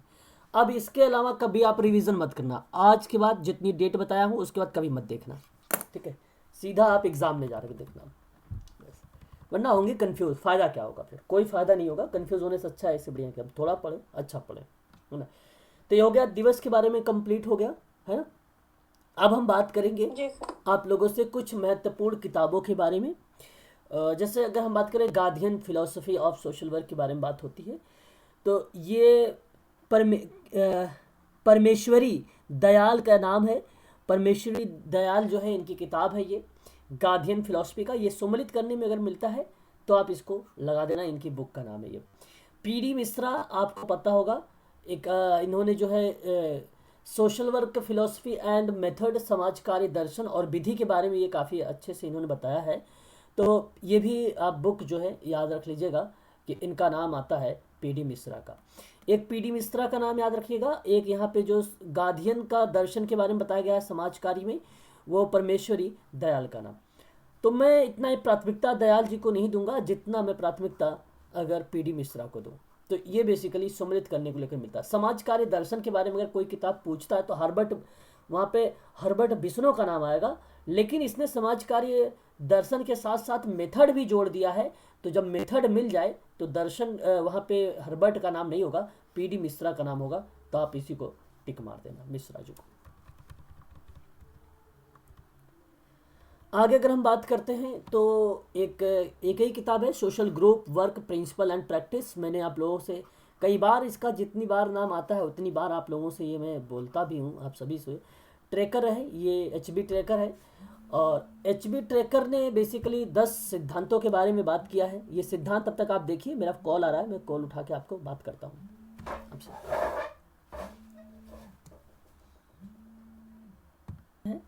ये आपको social group work principal and practice में ये बातें कही गई हैं, ठीक है। तो ये है, आप इसको पढ़ लेना एक बार, ठीक है। यहाँ पे पढ़ूंगा तो समय ज़्यादा लग जाएगा हमें, है ना, आप लोग देख लेना। और यहाँ से एक प्रश्न जरूर आने वाला है ना। अगर हम बात करते हैं तो एक फ्लोरेंस होलिस का नाम आप लोगों ने सुना होगा, जिन्होंने आप लोग जानते होंगे अच्छे तरीके से भाई कि डायरेक्ट एंड इनडायरेक्ट को केस वर्क में डिवाइड करने की बात कर दिया था इसने, पता है, डिवाइड कर दिया इसने कि एक बार डायरेक्ट होता है, इनडायरेक्ट होता है केस वर्क को। तो केस वर्क यहाँ इनका 5th एक एडिशन था। 5th एडिशन मतलब 5वां संस्करण था। जैसे आपने, अगर आप पढ़ेंगे लक्ष्मीकांत की बुक अगर आप देखें तो संविधान में तो 6ठा संस्करण इस समय चल रहा है उसका, है ना। अभी और भी संस्करण आ रहे हैं, तो वो एक प्रकार से बनाए जाते हैं बुक। कौन कौन से थे? 5वां संस्करण था, तो ये फ्लोरेंस होलिश का था। और आ साइको सोशल थेरेपी इसी किताब में कही गई है। आ सोशल, अभी आपको दो बातें याद हुई कि एक तो केशवर के बारे में एक किताब आती है जहाँ पर ये बात कहा गया है कि साइको सोशल थेरेपी के बारे में, एक तो ये किताब है वही है। दूसरी बात ये कि किताब के जो लेखक हैं ये हैं फ्लोरेंस होलिस। तीसरी बात ये कि थेरेपी किसने दिया है, तो ये यही लेखक है। तो 3-4 चीज़ें यहाँ से बन सकती है ना। और एक और इसकी किताब है फ्लोरेंस होलिस का ही, अगर हम बात करें तो ओमेन इन मैरिटल, ठीक है, कंफ्लिक्ट का मतलब क्या होता है? संघर्ष। तो संघर्ष, हाँ, तो संघर्ष है। तो आकेश्वर के स्टडी के बारे में यहाँ पे बात हो रही है, उसकी स्टडी के बारे में बात हो रही है। और यहाँ जो संघर्ष महिलाओं के प्रति हो रहा है उसकी किताबों के बारे में फ्लोरेंस होलिस ने कहा, ये किताब ये भी है। तो ये दोनों का आप लोग अच्छे से देखिएगा, मैं अभी आपको ये दे दूंगा PDF, तो आप उसे ज़रूर आप लोग सीन करिएगा अच्छे से, है ना, एक बार देख लीजिएगा। यहाँ पे और 2 किताबें हैं। जैसे अगर मैं बात करूँ कार्ल मार्क्स के बारे में बात कर रहा हूँ अब मैं, कार्ल मार्क्स के बारे में मुझे थोड़ा सा यहाँ पे हेडिंग डाल देना चाहिए था, है ना, ताकि आप इजीली समझ लेते कि कार्ल मार्क्स है ये। चलो कोई बात नहीं, अगली बार ऐसे ही करूँगा। तो अगर हम बात करें कैपिटल, दास कैपिटल का नाम सुना होगा आप लोगों ने, दास कैपिटल, है ना। तो दास कैपिटल की जो किताब है वो आप देख सकते हैं यहाँ पे कार्ल मार्क्स की है। और यहाँ पे अगर आप वर्ष दिखाई नहीं दे रहा है तो थोड़ा सा जूम करेंगे तो दिखाई दे देगा, 1887 लिखा हुआ है, 1887 लिखा हुआ है। और वेज लेबर एंड कैपिटल के बारे में बात करता है तो भी बाई कार्ल मार्क्स का नाम आता है। 1902 में आया था ये, 1902 में लाया गया था ये, कार्ल मार्क्स का ये भी है ना। ये भी किताब कार्ल मार्क्स का थोड़ा सा इंपॉर्टेंट चीज़ है, मैं आपको बता देता हूँ। मैंने आप लोगों से कार्ल मार्क्स के बारे में काफ़ी बातें बताता हूँ। जैसे द पॉवर्टी ऑफ फिलोसफी की बात कौन किया भाई? कार्ल मार्क्स है। देखो यहाँ पे लिखा हुआ है कार्ल मार्क्स है, ये कार्ल मार्क्स लिखा है यहाँ पे, है ना, कार्ल मार्क्स लिखा हुआ है, ये इसकी किताब है। द कम्युनिस्ट, जो कम्युनिस्ट मैनिफेस्टो है, मैंने आप लोगों को ये भी बताया था। इसमें 2 नाम आते हैं, इसमें 2 नाम होंगे जरूर। मैं नीचे देखता हूँ, यहाँ पे देखिए Karl Marx and Friedrich Engel दिखाई दे रहा है, 2 नाम। इसके बेसिकली आप ध्यान रखिएगा 1884 का है ये किताब, 1884 का है ना। इसके 2 नाम आते हैं, याद रखिएगा कम्युनिस्ट मैनिफेस्टो में। द होली फैमिली करके मैं बताता हूँ, आप लोगों से नहीं बोलता हूँ कि द होली फैमिली दिया है, ये किसका है? कार्ल मार्क्स का है। और एंजल्स ये भी है, फ्रेडरिक एंजल्स इसमें भी है, ठीक, उसका मित्र था। और आगे हम बात करते हैं theory and practice of social case work के बारे में, 2nd एडिशन था ये। और ये आपने नाम सुना होगा गार्टन हैमिल्टन के बारे में, गार्टन हैमिल्टन के बारे में, है ना।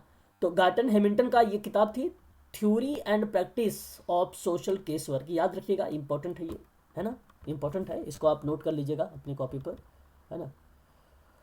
और फिर अगर हम बात करते हैं यहाँ पर आगे,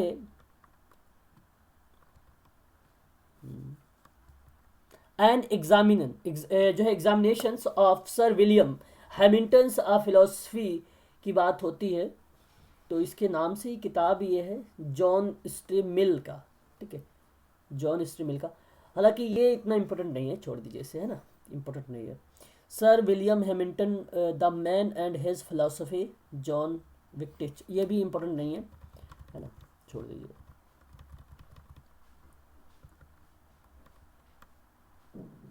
the philosophy sorry the psychology and psychotherapy of Otto Rank, आपने ऑटो रैंक का नाम सुना होगा ना, ऑटो रैंक मैंने आपको बताया भी है, ऑटो रैंक। तो ये ऑटो रैंक का है एक किताब, ये आप ध्यान रखिएगा, द साइकोलॉजी एंड साइकोथेरेपी के बारे में, ऑटो रैंक ने ही बोला है, ये बात ध्यान रखिएगा। और the letter of Sigmund Freud and Otto Rank, ये दोनों लोगों की किताब है। इनसाइड एक प्रकार का साइको एनालिटिकल है, तो इनसाइड साइको एनालिटिकल के बारे में बात हो तो ध्यान रखिएगा, अगर सिगमंड फ्रायड ना दिया हो वहाँ पे साइको एनालिटिकल में, और वो साइट की बात करा तो ऑटो रैंक जरूर दिया रहेगा, उसको आप लोग ध्यान रखिएगा थोड़ा सा, ऑटो रैंक का फिर वो सही हो जाएगा ऑप्शन में। ऑटो रैंक की और भी किताब है, जैसे यहाँ पे बात किया द माइट ऑफ द जो है बर्थ ऑफ द हीरो।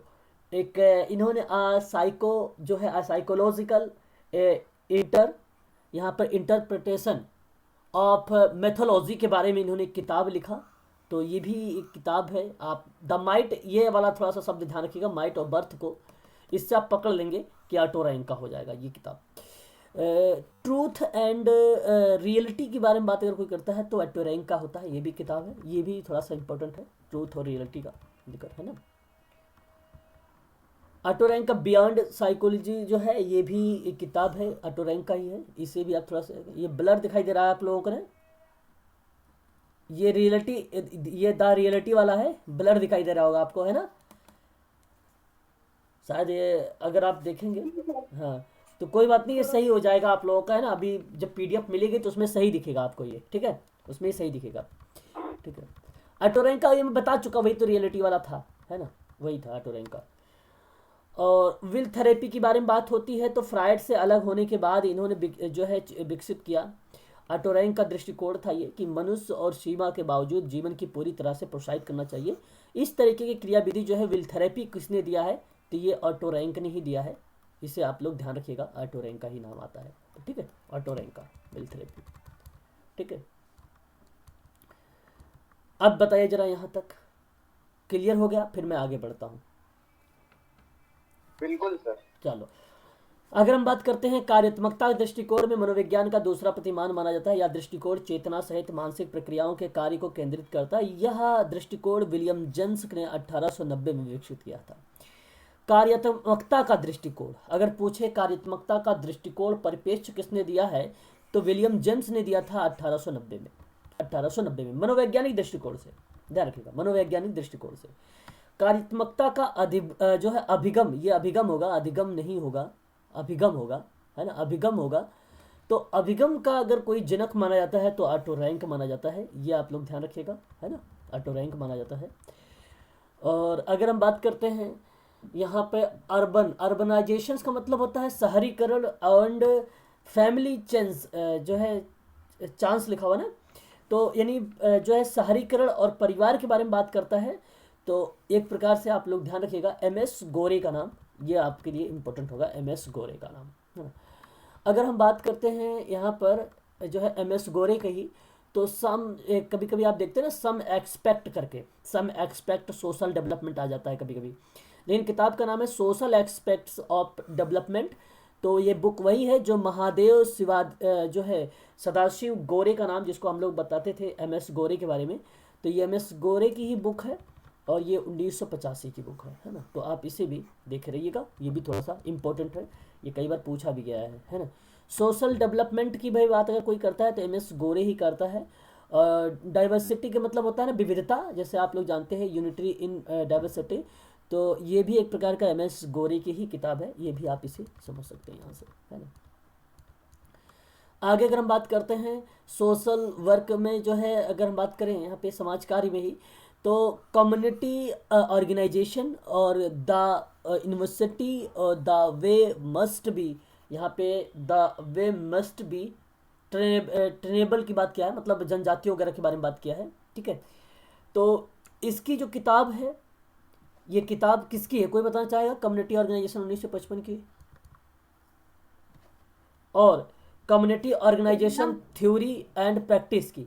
ये आप थोड़ा सा, हाँ ये आप थोड़ा सा याद रखिएगा, मुर्रे जी रॉस का कम्युनिटी ऑर्गेनाइजेशन यही किताब है, थ्योरी एंड प्रैक्टिस वाला।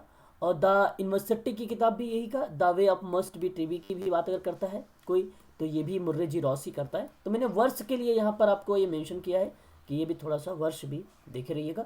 कम्युनिटी ऑर्गेनाइजेशन जो है इंपॉर्टेंट है थोड़ा, थ्योरी एंड प्रैक्टिस वाला, थ्योरी एंड प्रैक्टिस वाला इंपॉर्टेंट है। द न्यू जो है यूनिवर्सिटी की बात होती है तो मुर्रे जी रॉस का नाम आता है। The new university of in the modern world के बारे में बात करता तो भी मुर्रे जी रॉस का ही नाम आता है ना, ये भी उन्हीं की किताब है, ठीक है। तो ये थी किताब के बारे में। बाकी आप लोगों को अच्छे तरीके से पता होगा। आप लोग जरा मुझे बताइएगा कि स्थानीय विकास मॉडल, सामाजिक नियोजन का मॉडल, सामाजिक क्रिया का मॉडल, ये किसका मॉडल दिया गया है? बताइए। रॉथमैन, सिद्दीकी, हाँ मुर्रेजी पिटरू ने मुर्रेजी रॉस मुर्रेजी रॉस मुर्रेजी रॉस है सर। मुर्रेजी रॉस, ओके। रॉस। हाँ तो जी। हाँ, मुर्रेजी रॉस के बारे में अगर हम बात करें यहाँ पर, तो ये चीज़ें हमें आ जाती है देखने को, स्थानीय विकास मॉडल, सामाजिक नियोजन और सामाजिक क्रिया का मॉडल। ठीक है, बहुत बढ़िया। ऐसे आप लोगों को थोड़ा सा ध्यान रखना होगा, है ना। और यहाँ मैंने लिखा नहीं है क्या, और भी लोगों का नाम मुझे लेना चाहिए था। चलो ठीक है, शायद है इसमें, मुझे याद नहीं आ रहा है, होगा जरूर इसमें। आगे अगर हम बात करें तो समूह के विकास की अवस्था में आपने देख लिया है यहाँ पे, यहाँ तक कि नोदरलैंड और करलैंड का भी देख लिया है आप लोगों ने ट्रेकर और कैलिंग्स और टुकमैन और वेल्स का नाम देख लिया। यानी यहाँ पे ये जो 5 आप लोगों के नाम दिखाई दे रहे हैं, 6 नाम, ये 6 के 6 यानी 6 नाम वेरी वेरी मोस्ट इंपॉर्टेंट है, इसलिए आप इसे ध्यान रखिएगा। दिशा निर्धारण, मूल्यांकन और निर्णय लेना वेल्स का होता है। टकमैन के बारे में बात हो, फॉर्मिंग, स्टॉर्मिंग और नॉर्मिंग, परफॉर्मिंग, एब्जॉर्मिंग होता है। और कैलिंग की बात अगर हम करें तो दिशा निर्देशन, ये वेरी वेरी मोस्ट इंपॉर्टेंट है, इसको ध्यान रखिएगा। और ये इसको भी ध्यान रखिएगा, तो दोनों को दोनों थोड़ा सा जो टफ वाला है इसको ध्यान से समझने की कोशिश करिएगा। दिशा निर्देशन, विरोध, समझौता, घनिष्ठता, समापन की बात करते हैं ये। ट्रैकर के बारे में तो ये पता कर लेना, ये तो बहुत ही इंपॉर्टेंट है ये भी आपके लिए। और फिर उसके बाद जो यहाँ पर अगर मैं बात कर रहा हूँ गारलैंड के बारे में और कोलेंडोनी के बारे में, तो मान्यता पूर्व होगा, अधिकार एवं निरंतरता होगा, घनिष्ठ होगा, अलगाव होगा, विभाजन होगा, ये फैक्ट के रूप में है ना, फैक्ट के रूप में है। समावेश, दिशा निर्देशन होगा, अनिश्चितता होगा, ये नोदरलैंड और करलैंड की बात कर रहा हूँ। परस्परता की लक्ष्य होगा और विभाजन समापन होगा, ये सभी के सभी इंपॉर्टेंट है, इसे आप जरूर देख लीजिएगा। मैं PDF अभी आप लोगों को दोबारा से भी इसको सेंड कर दूंगा। अगर हम शैक्षिक अनुसंधान की प्रक्रिया में या पॉइंट ऑफ व्यू से बात करें तो शोध में हम सभी लोग जानते हैं कि शोध समस्या की पहचान या चयन करना पहला पॉइंट होता है। दूसरा, संबंधित साहित्य का गहन अध्ययन होता है। तीसरा, उद्देश्यों की परिकल्पना का निर्धारण करना होता है। चौथा, आपका शोध करना का निर्माण होता है ना? ये आप लोग जानते हैं। तथ्यों को सूचना करना या फिर सूचनाओं को संकलित करना, कलेक्शन करना, फिर आंकड़ों का विश्लेषण करना, परिकल्पना को सत्यापन करना या निर्देशन करना, ये एक प्रकार के शोध का एक प्रश्न बनता है कि शोध का चरण बताइए आप लोग। तो शोध का चरण आपको पता होना चाहिए, तभी आप कर पाएंगे, अदरवाइज नहीं कर पाएंगे। तो शोध प्रतिवेदन और शोध निष्कर्ष का प्रकाशन होता है, ये होता है। बाकी आप यहाँ से भी देख सकते हैं शोध के चरण में शोध का समस्या का निर्माण है। मैंने और भी पॉइंट के रूप में इसको डिवीजन किया है और भी इसको इधर और डिवाइड किया है। तो कभी कभी बीच बीच में ये चीज़ें ना करता है। जैसे मैं बात करूं आपसे तो साहित्य समीक्षा के बाद जब आप जो है हाइपोथेसिस बनाया, फिर शोध की रूपरेखा बनाया, प्रारूप बनाता है, फिर आंकड़ों का संकलित करता है, फिर विश्लेषण कर लेता है, फिर उसकी परिकल्पना की जांच होती है, फिर सामान्यीकरण हो जाता है, फिर शोध का रिपोर्ट जारी हो जाता है। तो ये कुछ ना कुछ अलग अलग भी डिज़ाइंस मिलते रहेंगे आप लोगों को, तरीके, है ना। तो ये सारी चीज़ें यहाँ पर मिल जाएंगे। बाकी एक सिंपल तरीके से आप लोगों को मैंने क्लास में जब पढ़ाया था समाज कार्य के शोध के चरण में, तो PhD कैग R करके मैं बताया था आप लोगों से। यहाँ पे P का मतलब प्रॉब्लम होगा, H का मतलब हाइपोथेसिस होगा, D का मतलब डिज़ाइन होगा, C का मतलब कलेक्शन होगा, A का मतलब एनालिसिस होगा, J का मतलब जनरलाइजेशन होगा और R का मतलब रिपोर्टिंग होगा। तो ऐसे में आपको क्या करना होगा कि यही अगर याद रहेगा तो भी कर लोगे, क्योंकि हाइपोथेसिस अभी जो मैंने ऊपर दिखा रहा था, तो प्रॉब्लम और हाइपोथेसिस के बीच में मैंने साहित्य समीक्षा भी लिया था, है ना। तो कुछ चीज़ें मिलेंगी आपको, थोड़ा सा डीप में भी मिलता है, तो कभी कभी ऐसे वो चीज़ों को छोड़ देता है, तो ताकि आपको याद रहे वो चीज़ें कि हाँ भाई ये चीज़ें होती हैं। बाकी यहाँ पर आप देख सकते हैं मैंने आपको करवा भी रखा, अभी ये PDF आपको दे दूंगा, तो वहाँ से आपको ये सारी चीज़ें मिल जाएंगी, है ना। ये आपको पता होगा, मुझे क्या इस पर टाइम लॉस करने की ज़रूरत है। मापन की प्रक्रिया के बारे में अगर हम बात करें तो आपने नाम सुना होगा SS स्टीवेंस का नाम। ये स्टीवेंस ने मापन के 4 स्तर के बारे में बात किए थे, 4 लेवल के बारे में। एक था उसका नामित स्तर, ये आप क्रम याद रखिएगा, ये क्रम दिया हुआ है, क्रम का ही कभी कभी प्रश्न पूछ लेता है। नामित है, नाम से पता चलता है, क्रम से क्रमित से ही पता चलता है। अंतराल पे एक रेशियो की बात होता है, इंटरवल रेशियो की बात अगर हम करते हैं तो ये अनुपातिक में करते हैं, ठीक है, रेशियो का। और यहाँ पे एक आंतरिक अनुपात, मतलब कि एक अंतर की बात हो रहा है। जैसे मैंने कहा यहाँ पे 0 है, 5, 10, 15 अंतर समान चल रहा है, तो ये एक प्रकार के आंतरिक स्तर के बारे में बात करता है। तो ये 4 नाम है, ये भी मापन के नाम आप लोगों को ध्यान रखना होगा। आगे अगर हम बात करते हैं तो यहाँ पे हमने गुटमैन का ले लिया है स्केल सबसे पहले, आई थिंक, है ना। चलो गुटमैन के अगर मैं स्केल के बारे में बात करूं तो ये 20वीं सदी में लाया गया था और इसकी विशेषता के संबंध में एक डिज़ाइन किया गया कि गुटमैन के नाम पर ही मूल्यांकन के लिए या एक जो है मूल्यांकन के लिए ये किया जाता था, उसकी विशेषताओं के मूल्यांकन के लिए ये इसका प्रयोग किया जाता था, गुटमैन स्केल का, है ना, इसका प्रयोग किया जाता था। बाकी गुटमैन के बारे में और भी थोड़ा सा आपको यहाँ पे नीचे मिलेगा, डीप में भी आप उसके विशेषताओं वगैरह के बारे में और चीज़ों के बारे में जान सकते हैं, देख सकते हैं। आगे अगर आप हम बात करते हैं बोगार्ट्स के बारे में। बोगार्ट्स ने जो है सामाजिक दूरी के बारे में बात किया है, आपको पता होगा।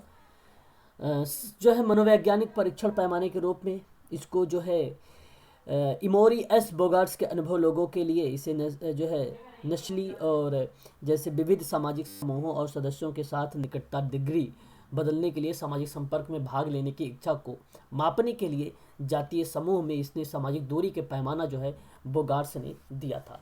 तो हम ये समझ सकते हैं कि बोगार्ट्स का जो सामाजिक दूरी का पैमाना है वो यूज़ लाते हैं समुदाय में, बेसिकली सामाजिक संपर्क में लोगों की भागीदारी के लिए हम उसका बेसिकली प्रयोग करते हैं, है ना। तो वो चीज़ें आपको यहाँ से मिल जाएंगी और भी डिटेल में जानकारी भी, ठीक है, सामाजिक दूरी के बारे में, है ना। अच्छा, आगे अगर हम बात करते हैं सामाजिक दूरी को लेकर, एक मिनट यहाँ पर देखिए, तो एक आपको वर्ष दिखाई दे रहा है 1925 दिखाई दे रहा है, 1956 दिखाई दे रहा है, 1964 दिखाई दे रहा है, 2005 दिखाई दे रहा है। मैंने शायद आप लोगों को कल ये जब क्लास करवा रहा था तो वहाँ पर भी ये चीज़ें बोला था, है ना। तो ये भी आप लोगों को ध्यान रखना, सबसे पहले जब लाया गया था 1925 में इसको यूज़ में लाया गया था।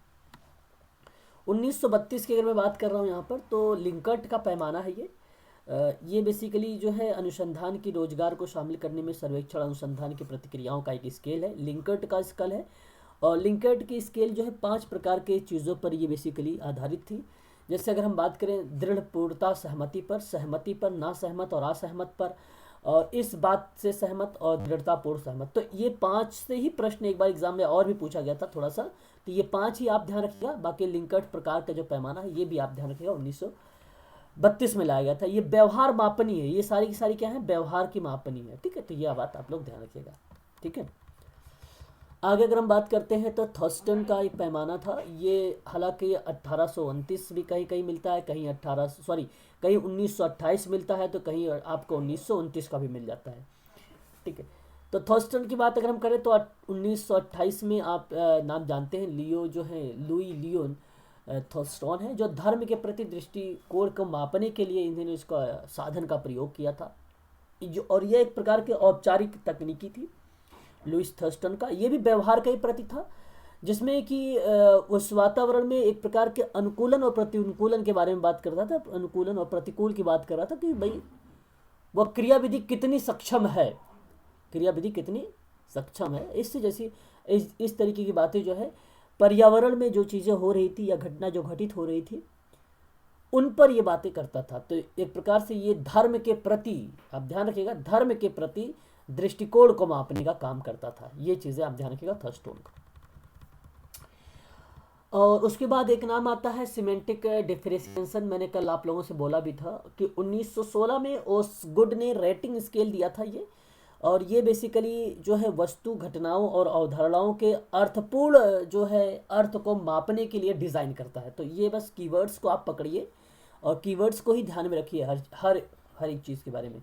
वस्तु, घटना और अवधारणा के प्रति जो है दृष्टिकोण का इसका प्रयोग में लाया गया था 1916 में ओसगुड का, ठीक है। तो ये चीज़ आपको ध्यान रखना होगा, ठीक है।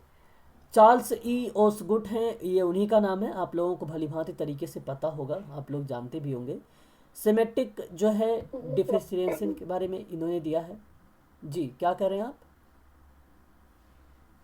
कुछ नहीं सर, जी सर बोल रही हूँ। ओके ओके ओके ओके, चलिए ठीक है। मैं देख रहा हूँ भाई यहाँ पे काफ़ी बच्चे जो हैं यहाँ भाग गए हैं। चलो कोई बात नहीं, कोई नहीं, आप लोग बस थोड़ा सा देख लीजिए, बस मैं ज़्यादा क्लास देर तक नहीं चलाऊंगा अब, ठीक है, ठीक है। सर अच्छा लग रहा है, क्लास अच्छी चल रही है।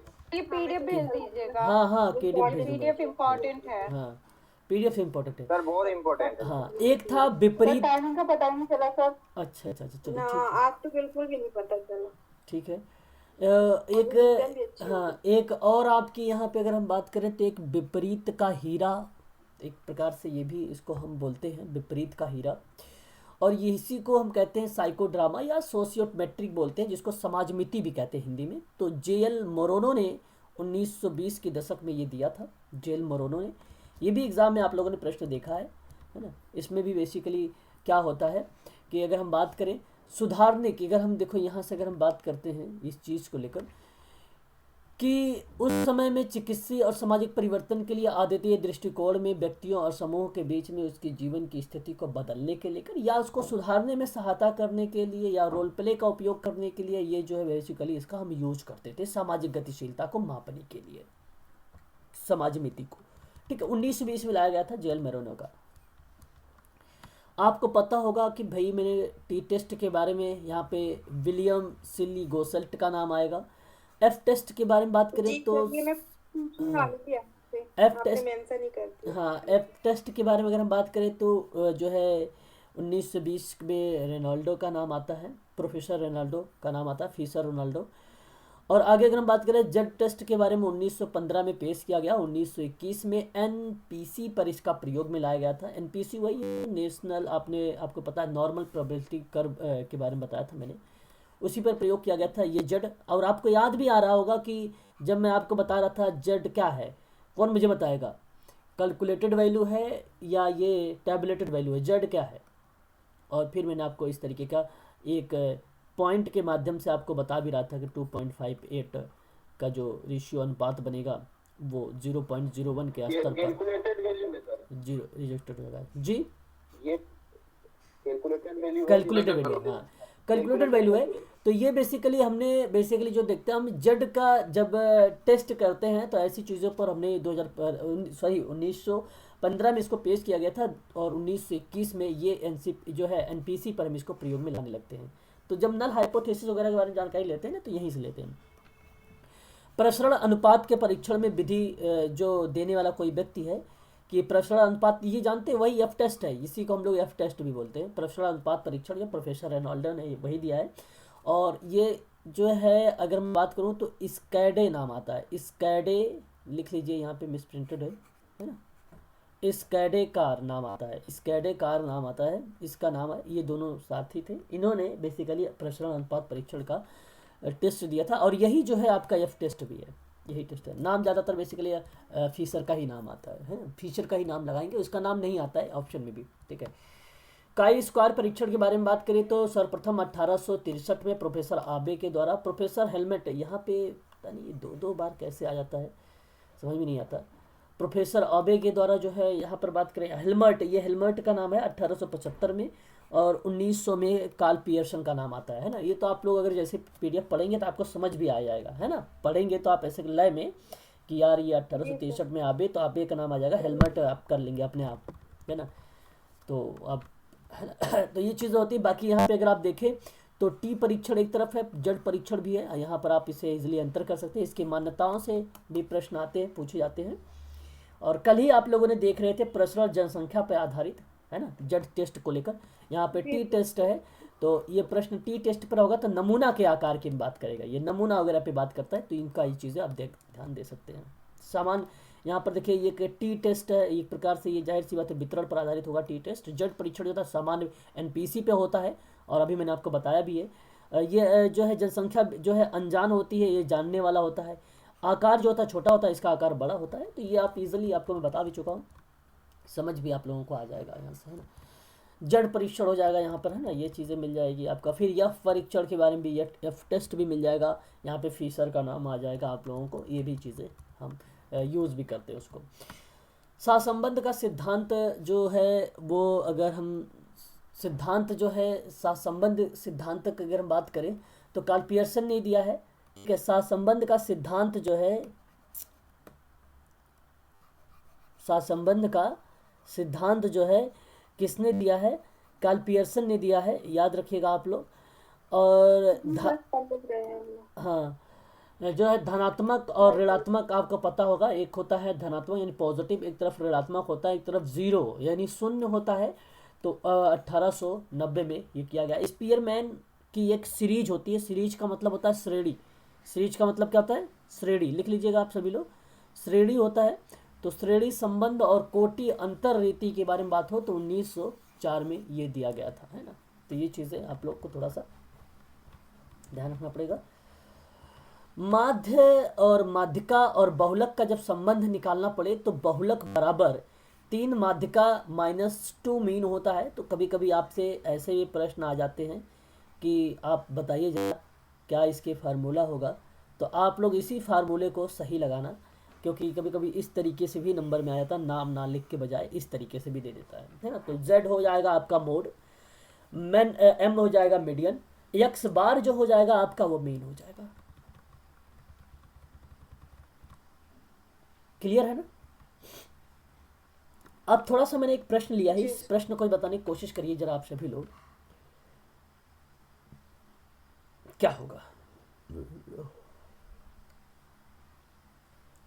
सहसंबंध अगर हम बात करें तो टी परीक्षण होगा, बिखराव काई स्क्वायर का होता है ना। बिखराव अनुमान सहसंबंध पर होगा, सहसंबंध पर, ये साहचर्य था, साहचर्य टी परीक्षण पे होगा, है ना। एसोसिएटेड जो होता है वो टी परीक्षण होगा। अंतर मानक विचलन होगा, ठीक है।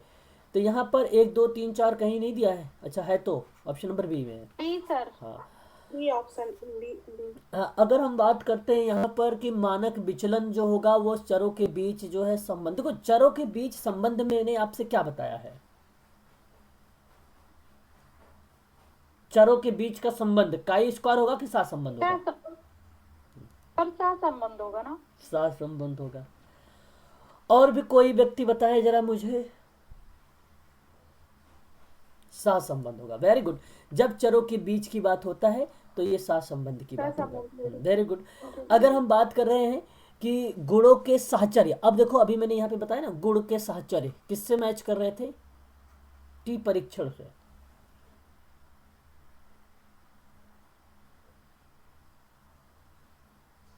बताइए ये होगा, बोलो। जी सर। हाँ, गुणों के अगर हम बात कर रहे हैं यहाँ पे टी परीक्षण से, तो मैं गुणों के साहचर्य को मैच करा देता हूँ किससे, इससे। विभाजन के अंतर्गत फैलाव, फैलाव किससे होता है भाई, सर टी परीक्षण होगा ना सर, गुणों का साहचर्य में। गुणों के साहचर्य का व्याख्या टी परीक्षण से, टी परीक्षण होगा ना। हाँ हाँ हाँ हाँ, मैं पढ़ रहा हूँ, सही लगा रहा हूँ मानक को। जी सर। और अगर मैं बात करूँ काई स्क्वायर के बारे में, काई स्क्वायर देखिए बिखराव है, बिखराव। अब देखिए यहाँ पे बचा कौन कौन सा है, विभाजन का फैलाव, और बचा है परीक्षण के बीच का अंतर। देखो दो प्रतिदर्शों के बीच का अंतर की सार्थकता की बात अगर हम करते हैं तो मानक विचलन होगा, मानक विचलन होगा। और फैलाव किसका होगा, बिखराव किसका होगा, काई स्क्वायर का होगा। भाई यही प्रश्न अंतर दिया हुआ है, यहाँ पे अंतर दिया हुआ, कीवर्ड्स तो पकड़ा रहा था आप लोगों को, कीवर्ड से तो पकड़ा रहा, बाकी प्रश्न वही है। इसमें 2-3 बातें लिखा है, इसमें 2-3 बातें नहीं लिखा है। बताइए यही बात है ना, कौन सा ऑप्शन सही हुआ बताइए। Option A B C D कौन सा, कौन सही हुआ, सी सही हुआ, सी होगा आंसर। ठीक है, तो इसका सही हो गया सी, ठीक है। तो ऐसे आप लोगों को करने होंगे। अच्छा देखिए यहाँ पे प्रारूप मिल जाएंगे आप लोगों को, आप लोग कह रहे थे ना प्रारूप को लेकर, मैंने शायद वहाँ पे मेंशन नहीं किया था, तो यहाँ आप लोगों के जो है प्रारूप अभी यहाँ पर थोड़ा सा मिल जाएंगे, ठीक है।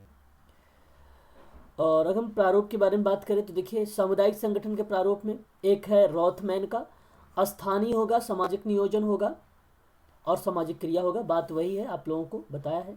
रॉस का बोला है मैंने सामान्य रूपरेखा, विनिर्दिष्ट रूपरेखा, प्रक्रिया रूपरेखा, मैंने मतलब कीवर्ड्स लिखा, आप तो आपको याद हो जाएगा ये, जैसे आप कॉपी में देखेंगे तो आपको याद हो जाएगा, है ना।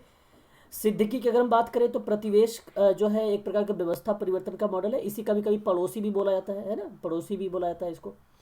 विकास व्यवस्था परिवर्तन का मॉडल है, यह संगठनात्मक परिवर्तन का मॉडल है, आप ऐसे भी इसको याद रखेंगे, तो तीनों का नाम आपको इजीली याद हो जाएंगे। ये प्रारूप भी आप लोग देखना, एक स्लाइड की बात है बस, और आपको 2 नंबर देगा। अब कभी कभी प्रश्न ये भी पूछ लेता है कि संस्थाओं के बारे में थोड़ा सा बताइए कि संस्था कहाँ है ना, ये भी प्रश्न बन जाता है। जैसे कुल टोटल 9 संस्थाएं हैं। जैसे अगर हम बात करें राष्ट्रीय दृष्टि दिव्यांग जन सशक्तिकरण संस्थान जो है 1979 का है, देहरादून में है ना, एक तो ये संस्थान है। अगर पूछे अलियावर जंग राष्ट्रीय वाक एवं श्रवण दिव्यांग जन संस्थान जो है 1883 में मुंबई में है ये, तो ये आप ध्यान रखिएगा अलियावर जंग का। अगर पूछ लेता है कभी कभी फुल फॉर्म वगैरह भी पूछता है ना, इसका भी आप ध्यान रखिएगा। मैं फुल फॉर्म दिखा देता हूँ आप लोगों को किस तरीके का फुल फॉर्म। जैसे ये देखो, ये फुल फॉर्म है, ये पूछ लेगा। ये देखो फुल फॉर्म है, ये पूछ लेगा कि national institute for the empowerment of person with visual impairment बोला जाता है इसको, है ना। NIEPVD का नाम होता है। यह जो है AYJNISD का जो है अलियावर जंग national institute of speech and hearing disability, ये हो जाएगा 1983 का। NIEPID का मतलब national institute for empowerment of person with intellectual जो है इंटेलेक्चुअल डिसेबिलिटी है।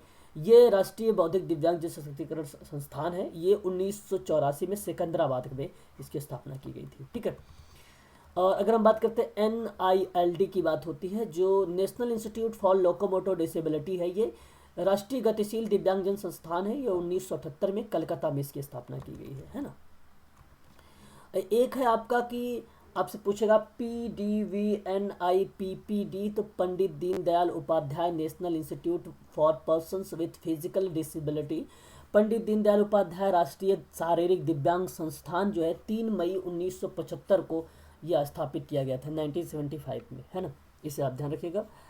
अगर हम बात करते हैं SVNIRTAR, इसको कई लोग बोलते हैं सविनितार भी बोलते हैं, सविनितार भी बोलते हैं इसको कई लोग। तो स्वामी विवेकानंद जो है national institute of rehabilitation training and research है। और ये आप ध्यान रखिएगा कि 1975 कटक में इसकी जो है ये इंस्टीट्यूट कटक में है। NIEPMD मतलब है। तो अब बाकी सारी चीज़ें एक ही होती हैं, अब बार बार मैं क्या पढ़ूँ, इंस्टीट्यूट एम्पावरमेंट बार बार क्या पढ़ूँ, ये बात वहीं तक है। ये लास्ट में जोड़ दीजिए मल्टीपल डिसेबिलिटी हो जाएगी। ये 2005 की है ना, वो चीज़ें मल्टीपल बहुविकलांगता चेन्नई में है ना। यहाँ पर देखिए अगर हम बात करते हैं, एक आपका है IS जो है LRTC इंडियन साइन लैंग्वेज है, रिसर्च एंड ट्रेनिंग सेंटर है, भारतीय सांकेतिक भाषा अनुसंधान और प्रशिक्षण केंद्र है। 28 सितंबर 2015 को इसकी स्थापना हुई थी नई दिल्ली में, याद रखिएगा ये, है ना। एक ये 9 नंबर का है, इसको अगर हम बात करें NIMHR बोलते हैं, बाकी वही चीज़ है। मेंटल रिहेबिलिटेशन है, तो national institute of mental rehabilitation है, तो राष्ट्रीय मानसिक स्वास्थ्य पुनर्वास संस्थान है। ये 2019 में सीहोर में मध्य प्रदेश में इसकी स्थापना हुई है। बाकी इसके बारे में थोड़ी मैंने जानकारी यहाँ पे लिख दी है, अगर आप देखना चाहेंगे तो देख सकते हैं, ये चीज़ें है ना, यहाँ पे नीचे मिल जाएगा आपको, ठीक है। अब मैं थोड़ा सा आप लोगों से बात करूँगा कुछ व्यावसायिक समाज कार्य में जैसे गैर सरकारी संगठन कौन कौन सी एक भूमिका निभाती है। तो जैसे अखिल भारतीय समाज जो है महिला सम्मेलन, याद रखना 1929 में है, ये याद रखिएगा आप सभी लोग, ये 1929 में लाया गया था। और 1927 लिखा है जी 1927 लिखा है वहाँ पे। हाँ 1927, भारतीय सम्मेलन, हाँ 27, अच्छा 1927 ही सही है, हाँ 1927 ही सही है। भारतीय बाल जो है कल्याण परिषद जो है 1952 में स्थापित किया गया था, ठीक है। ये भी आप ध्यान रखिएगा, ये थोड़ा सा इंपॉर्टेंट लग रहा है, भारतीय बाल कल्याण परिषद को लेकर पूछा जा सकता है। बाकी इनके मैंने कार्यरतों के लेकर इनके उद्देश्यों वगैरह के बारे में मैंने यहाँ पे नीचे चर्चा कर रखा है। भारत का SOS है, बाल श्रम और गैर सरकारी संगठन के द्वारा इसे अपनाया गया था। ये बेसिकली देखभाल से संबंधित है और बच्चों के छात्रवृत्ति के रूप में व्यक्तियों के कंपनियों में दान और भूमि दान और वित्तीय सहायता प्रदान करने के लिए ये भारत का SOS जो है बाल ग्राम के संबंधित होगा। इसमें प्रत्येक SOS जो होगा ग्राम में 10 से 20 परिवार गृह होंगे। इसका फुल फॉर्म आप लोग मुझे जरा बताइए। और फिर उसके बाद अगर हम बात करें तो परिवार इकाई में अगर बात करें तो 2 से 10 बच्चों के होना यहाँ पे बताया जाता है, ठीक है। ये चीज़ हो जाएगी। कोई मुझे फुल फॉर्म बताइए इसका।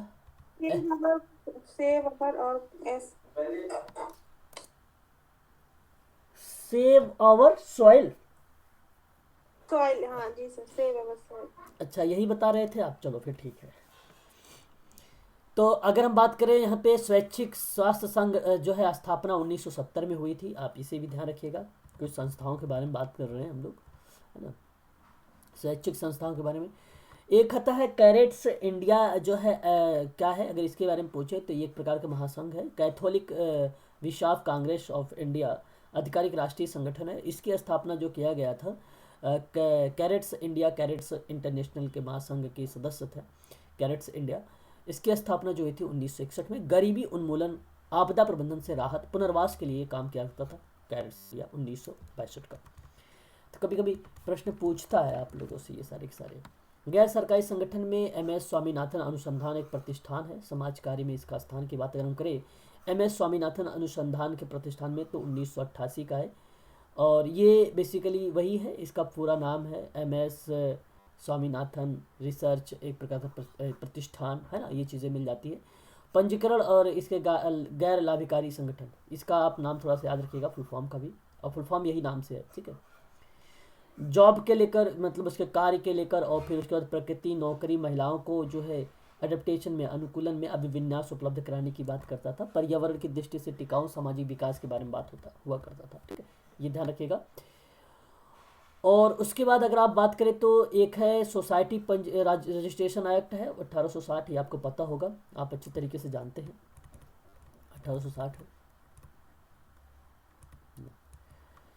कुछ आपको मिलता है प्रोग्राम स्कीम से मिलते हैं, जैसे नीलोखोरी एक्सपेरिमेंटल अगर मिलता है तो 1948 हो जाएगा आपका, श्री SK देव का नाम आ जाएगा।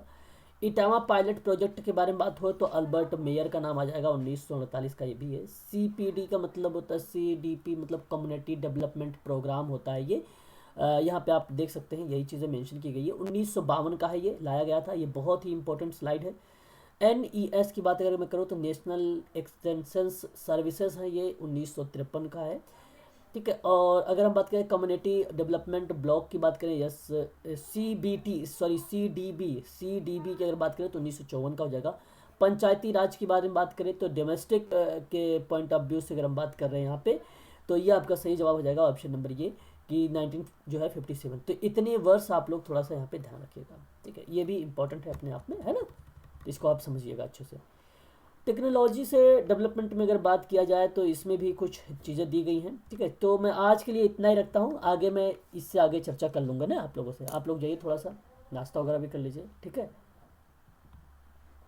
सर 5 पेज तो बचे सर। तो यहाँ पे ठीक है, 5, 90 हाँ, पेज तो 5 पेज और बचे हुए। तो अगर हम बात करते हैं तो देख लीजिए, इसको भी देख लेते हैं। 1952 की अगर हम बात करते हैं तो गवर्नमेंट ऑफ इंडिया के बारे में बात होती है, आप जानते हैं कि विलेज स्कीम्स के बारे में, और IADP के बारे में बात करें जाए तो ये जो है इंटेंसिव एग्रीकल्चर डायरेक्टिव प्रोग्राम होता है 1960 का। ये इंपॉर्टेंट नहीं है, की वाला इंपॉर्टेंस है, ये थोड़ा सा नाम वगैरह भी पूछ लेता है ना, तो इसको भी आप लोग ध्यान रखिएगा, ठीक है। तो ये भी इंपॉर्टेंट नहीं है। ICDP इंपॉर्टेंट है, जो है इंटेंसिव जो है कैटल डेवलपमेंट एक प्रोग्राम था, प्रोजेक्ट है, ये आपको ध्यान रखना होगा इसमें, ठीक है। और बाकी ये इंपॉर्टेंट नहीं है। T&V भी इंपॉर्टेंट नहीं है, ठीक है। LLP आप याद रखिएगा, लैंड जो है लैब और लैंड प्रोग्राम है, ये 1979 का, ये भी हो सकता है। नेशनल एग्रीकल्चर एक्सटेंशन मैंने बता दिया है आपको, ये तो इम्पोर्टेंट था ही था, अभी ऊपर बताया है मैंने आप लोगों से। जो है नेशनल एग्रीकल्चर टेक्नोलॉजी प्रोजेक्ट के बारे में, एग्रीकल्चर है, कृषि नहीं, आपके लिए इंपॉर्टेंट नहीं है, टेक्नोलॉजी इंपॉर्टेंट नहीं है। आगे अगर बात करते हैं, ये भी इंपॉर्टेंट नहीं है, ये भी जो है नेशनल एग्रीकल्चर जो है ये भी इंपॉर्टेंट नहीं है, ठीक है। बाकी अगर आप इसको पढ़ तो ज़रूर लेना एक बार, ताकि आपके मन में वो चीज़ें रहें, अगर बाई द वे अगर कहीं आता है मैच उच करने के लिए तो वो मिल सकता है आप लोगों का। 1970 और 71 की बात किया जाए तो यहाँ पे अगर आप देखें SFDA का है, जिसको स्मॉल फार्मर्स डेवलपमेंटल एजेंसी बोला जाता है। तो ये पर्सनस है, एजेंसी है, अप्रोचेस है, या तो अप्रोचेस के नाम से आ जाता है, ये सारी चीज़ें पूछ लिया जाता है। एक तो ये इंपॉर्टेंट हो सकता है आपके लिए, और ये आपके लिए इंपॉर्टेंट नहीं है। DPAP के बारे में अगर हम बात करें तो ड्रॉप जो है यहाँ पे प्रोन एरियाज ऑफ प्रोग्राम, ये भी आप देख सकते हैं एग्ज़ाम में। Pilot project and tribal development के बारे में बात होती है, तो ये भी 1972 एंड 1973 के अंतर्गत ये देखने को मिल सकता है। देन अगर हम बात करें तो यहाँ पे मैंने इसको बताया, ये इंपॉर्टेंट नहीं है ना। ये थोड़ा सा कुछ चीज़ें यहाँ पे आपको जो है दोबारा से देखने को मिल सकती है ना, रिवीजन हो सकता है, ठीक है। Developmental of women and children and rural areas होता है, ये भी 1952 का है, ये भी आप ध्यान रखिएगा। Very very most important JRY के बारे में कि 1989 यानी 1989 में जवाहर रोजगार योजनाएं हैं, वेरी वेरी मोस्ट इम्पोर्टेंट आप सबके लिए, इसको आप ध्यान रखिएगा, इंपॉर्टेंट चीज़ें हैं। आगे अगर हम बात करें तो और भी चीज़ें मिल जाएगी। अर्बन कम्युनिटी का प्रोग्राम को लेकर 1958 ये भी है, थोड़ा सा देखिए बहुत सारे वर्ड्स हैं, बहुत सारी चीज़ें हैं, जो आसानी से याद हो जाए उसी को याद करिए आप लोग। अब ज़्यादा दिमाग पे प्रेशर डालने की ज़रूरत नहीं है। और आपको ये ध्यान रखना पड़ेगा कि जो है जो स्वर्ण जयंती स्वरोजगार योजनाएं हैं वो भी आपको ध्यान रखना है। National policy of urban state के बारे में बात अगर हम करें तो ये भी आपको ध्यान नहीं रखना है, इसको छोड़ दीजिए। जवाहरलाल नेहरू नेशनल अर्बन जो है रिन्यूअल मिशंस है, ये आपको पता है अच्छे तरीके से, इसको आप याद रखिएगा, मनरेगा वाला है, और ये इसको आप छोड़ दीजिए यहाँ पर। और यहाँ ये ध्यान रखिएगा integrated housing and slum development programme कब लाया गया था, 2005 में लाया गया था, ये ध्यान रखिएगा। नेशनल अर्बन जो है ट्रांसपोर्ट पॉलिसी है, ये 2006 में लाई गई थी, ये भी आप थोड़ा सा समझिएगा इसको, ठीक है। Capacity and building up urban development project India, ये इंपॉर्टेंट नहीं है, इसको छोड़ दीजिए, और ये भी छोड़ दीजिए आप इसे, ठीक है। आगे बात करते हैं, आपने नाम सुना होगा डॉक्टर श्री मेयर का नाम। वर्ष 1948 में उत्तर प्रदेश के जिला में इटावा में महोबा ग्राम में केंद्र मानकर उन्होंने आज के आसपास 64 गांवों को चुना था और ग्रामों के ग्रामीण को समन्वित करने के लिए विकास को लेकर उन्होंने कुछ कार्यक्रम बनाए थे। उस कार्यक्रम का नाम बताना चाहेगा कोई भी व्यक्ति, मुझे बताइए जरा, मेयर के द्वारा कौन से उत्तर प्रदेश में चलाया गया था इटावा के, कौन से गाँव में, कौन बताएगा? इटावा प्रोजेक्ट था, हाँ वही 1948 का, ठीक है, वही आपका था इटावा प्रोजेक्ट 1948 का था, ठीक है। आगे अगर हम बात करें इंटीग्रेटेड एंड, देखो यहाँ पे रूरल डेवलपमेंट प्रोग्राम था, 1978 का था, ठीक है, तो ये आपको अच्छे तरीके से पता है, इसको लॉन्च किया गया था उसी समय में, है ना। बेसिकली उद्देश्य था गरीबों के बीच में जो है समूहों के रूप में सृजित करना, बढ़ावा देना, इस तरीके की क्रियाविधि इसमें देखने को हमें मिलती थी, ठीक है। एक तो ये हो जाएगा, बस यही आपकी क्लास थी आज की। तो आप लोगों को समझ में आ गया होगा, है ना, कि भाई इतनी चीज़ें जो मैंने प्रोग्राम वगैरह लेकर आया है, कुछ अधिनियम लेकर आया है आप लोगों के लिए, कुछ किताबें थी इसमें, है ना, कुछ इंपॉर्टेंट किताबें थी वो थे, ठीक है। तो जितने प्रोग्राम थे ये प्रोग्राम आप ध्यान में रखिएगा, इससे पूछा जाता है। अब बचा है आपके पास अनुच्छेद, और आपके लिए बचा है अनुच्छेद के साथ कुछ योजनाएं, कुछ कार्यक्रम, अब उसको भी एक बार करवा देते। इस PDF को जरूर देख लेना एक बार आप सभी लोग, ठीक है भाई, सभी लोग इस PDF को जरूर देखना। सर वीडियो अपलोड भी कर देना। हाँ वीडियोज़ मैं अपलोड कर देता हूँ, ठीक है, वीडियो में अपलोड करता हूँ। चलिए आज के लिए